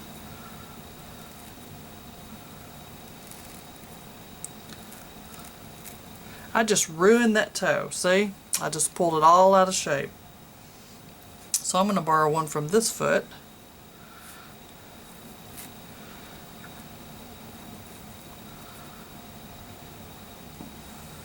And I'm going to put it right there.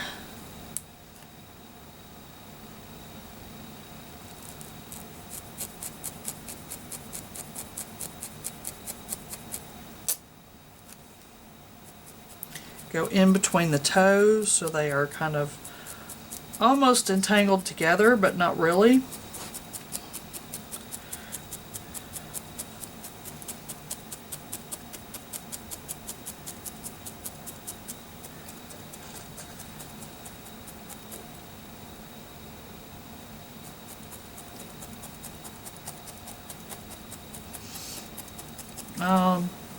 Don't be too concerned that they are not too straight right now, because they will be when I'm done. Take the fourth toe. Like I said, a lot of people stop at toe number 4 because they feel like it makes the foot look too crowded otherwise, but I just can't. I just can't do it. I feel like I've got enough room to put that 5th toe on there. Even if it makes the foot spread out a little bit, because actually if you're walking on your foot and you're barefoot, if you notice your toes spread out in a natural form. The only reason that our toes are so close together is because we wear shoes all the time. But originally our toes were meant to spread out, give us better balance.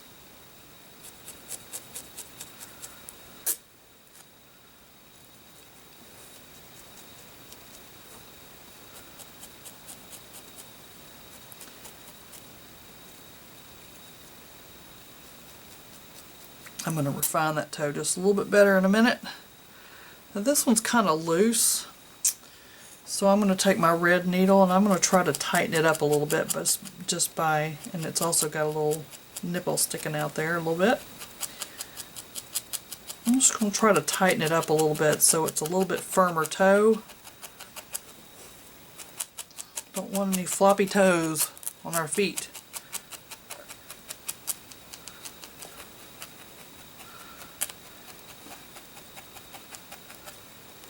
And I'm just felting the tip of that toe. I'm not going down too far, because then it starts looking like a finger. Pull a little bit of that off because I don't need all of that. And I'm going to put this last toe right on the very edge of the foot, just like that. And I'm going to felt it in between the toes.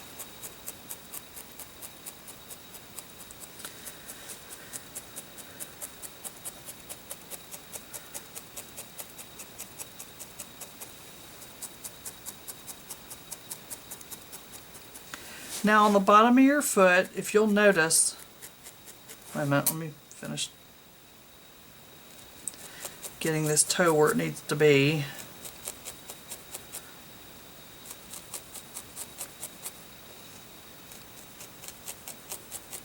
Okay. On the bottom of your foot, you have a crease underneath your toes, just like that. So I always put that little crease in there. And then I stand my little foot up. I'll stand my little guy up. And I kind of mess around with the toes until I get them like I want them. And there's a huge piece of vegetable matter in my pinky toe.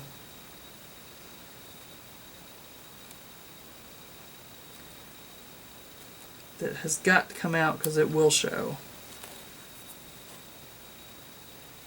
And apparently I got it real embedded in there. Okay. So we'll gather those fibers back up and felt them right back into the toe.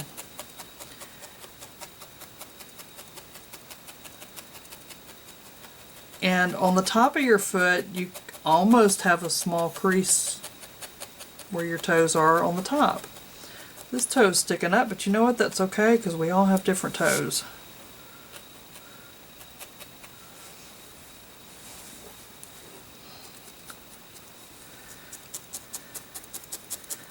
Squish this in a little bit on this side. There's some red in there.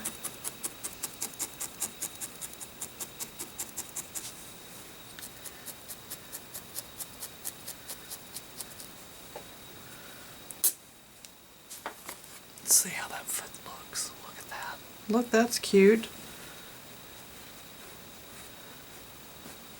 And when I get these toes on here, he may stand. Sometimes that's all it takes is some toes. But that one is really sticking up. I'm going to see if I can talk it into coming down a little bit. Am I out of the video again? Yep.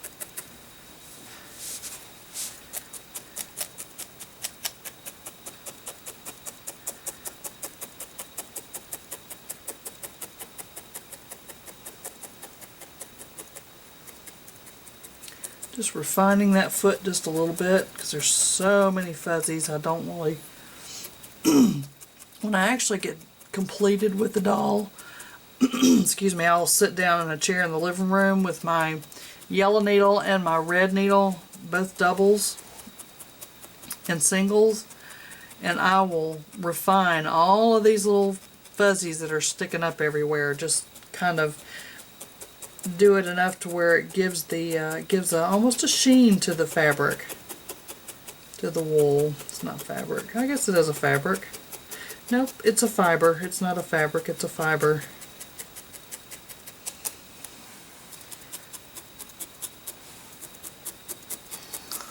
Alright, let's see what that little foot looks like now. That's pretty cute.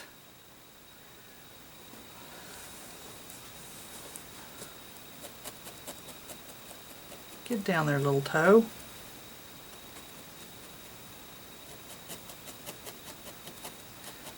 Get a little bit more separation in there. Now I'm going to let you do the other toes in the same way. No, we'll do them together. It's fine. So I'm going to pick the biggest one again for the big toe and pull it out. This one's a little bit long. This one actually looks more like a thumb.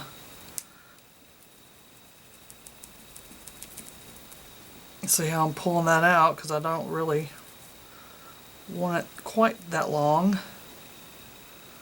I'm going to snip this inside out. It won't matter a bit. Now that I've yanked on it a little bit, I'm going to felt it back down into place. Just on the tip, because the toe is short. Well, at least it should be. Okay. Here we go with toe number 1. Big toe.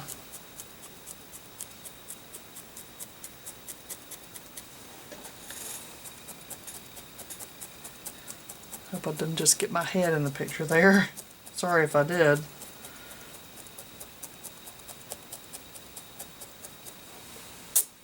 I'll take my black needle, and this also kind of shortens the toe up a little bit when you pull it down like that.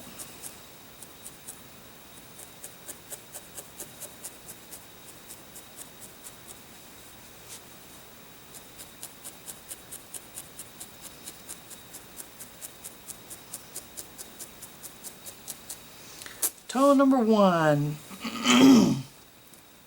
Toe number 2. Fan those fibers out. Very carefully. Put that little toe on there. Felt it down.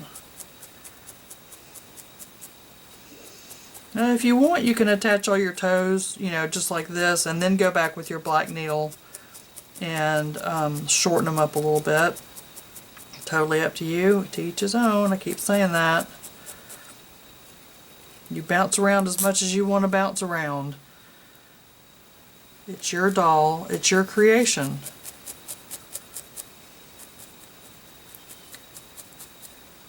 I don't do things exactly like the lady who taught me.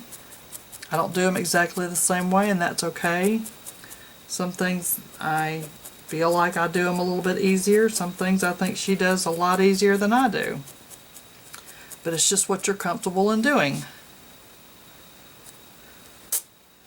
Middle toe.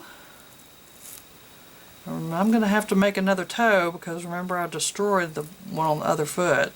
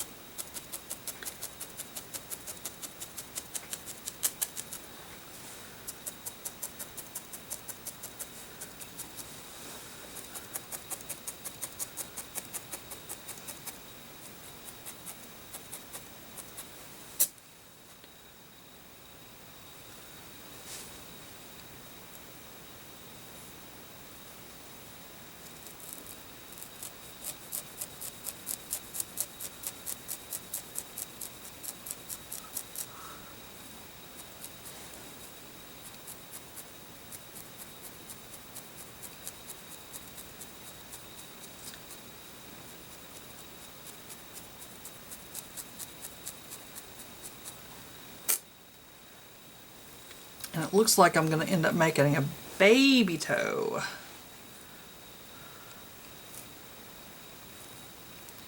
Which will be probably really good for you guys to see again anyway. How you make a toe. Practice makes perfect, I guess. No, not I guess. It's true. Practice makes perfect. Keep doing it over and over again until you get it right. That's what you do. And if you don't like the way the toes end up looking, they will come right off with enough tugging.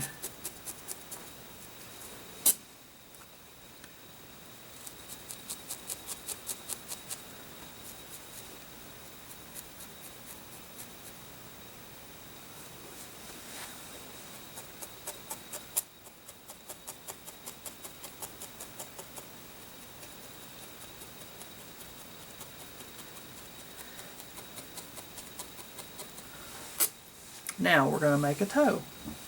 So for a little pinky toe, I don't hardly need any wool. I mean, I just need a little bit. And my stick rolled way over here. So I'm going to put the tip in there and I'm going to roll it. Fold the tip over. Try to get that to grasp it. Pull this off because I don't need that much. This is a baby toe. And then I'm just going to felt the very tip of that, and I can already feel that there's going to be a little tit on it, and that's okay. I showed you how to tack them down before. I can show you how to tack it down again. Pull it off your stick. Move your needles out of the way, Terry. Get your red needle and just felt it down into the center there, to where it just gets hidden away. If these little tips are too big, sometimes you can kind of clip them halfway off. I wouldn't clip it all the way off because then you're going to have a hard time felting it back down into place.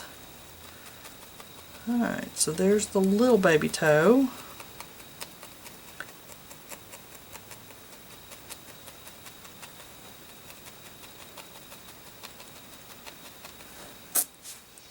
I'm going to fan it out.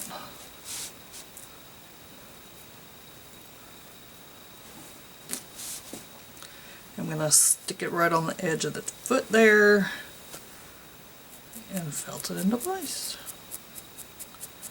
They're not hard to make, they're just, it just takes a little practice. It's just like anything else. I keep saying that. I think I just repeated myself, but that's alright. I'm just talking to hear myself talk, to be honest with you. I want to work on the bottom of this foot just a little bit because it doesn't look like the other foot. This needs to come in quite a bit.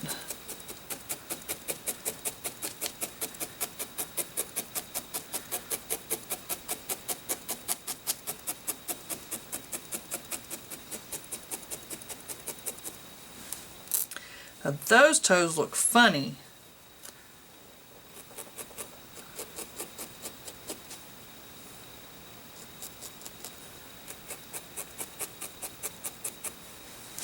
So I'm going to make the little crease. You can almost fold that foot up like that. And I'll make that crease on the bottom, just like I did on the other foot.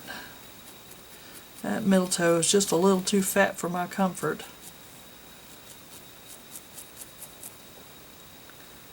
I think I need to tack this one down a little bit better in the center, and that shortens it up a good bit too.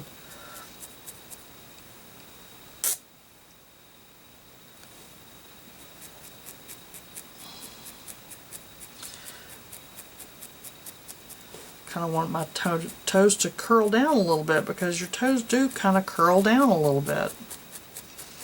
And that's how you want them to look, at least on the bottom of the foot.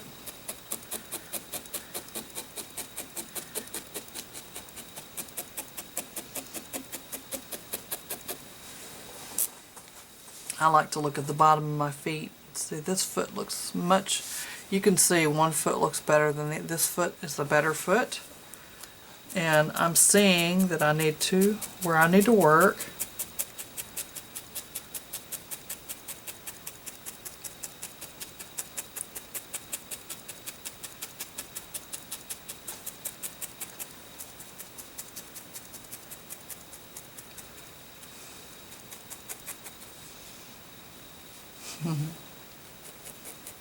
love little toes. I love baby toes too. My grandbabies, I love their little toes. I could just nibble on them.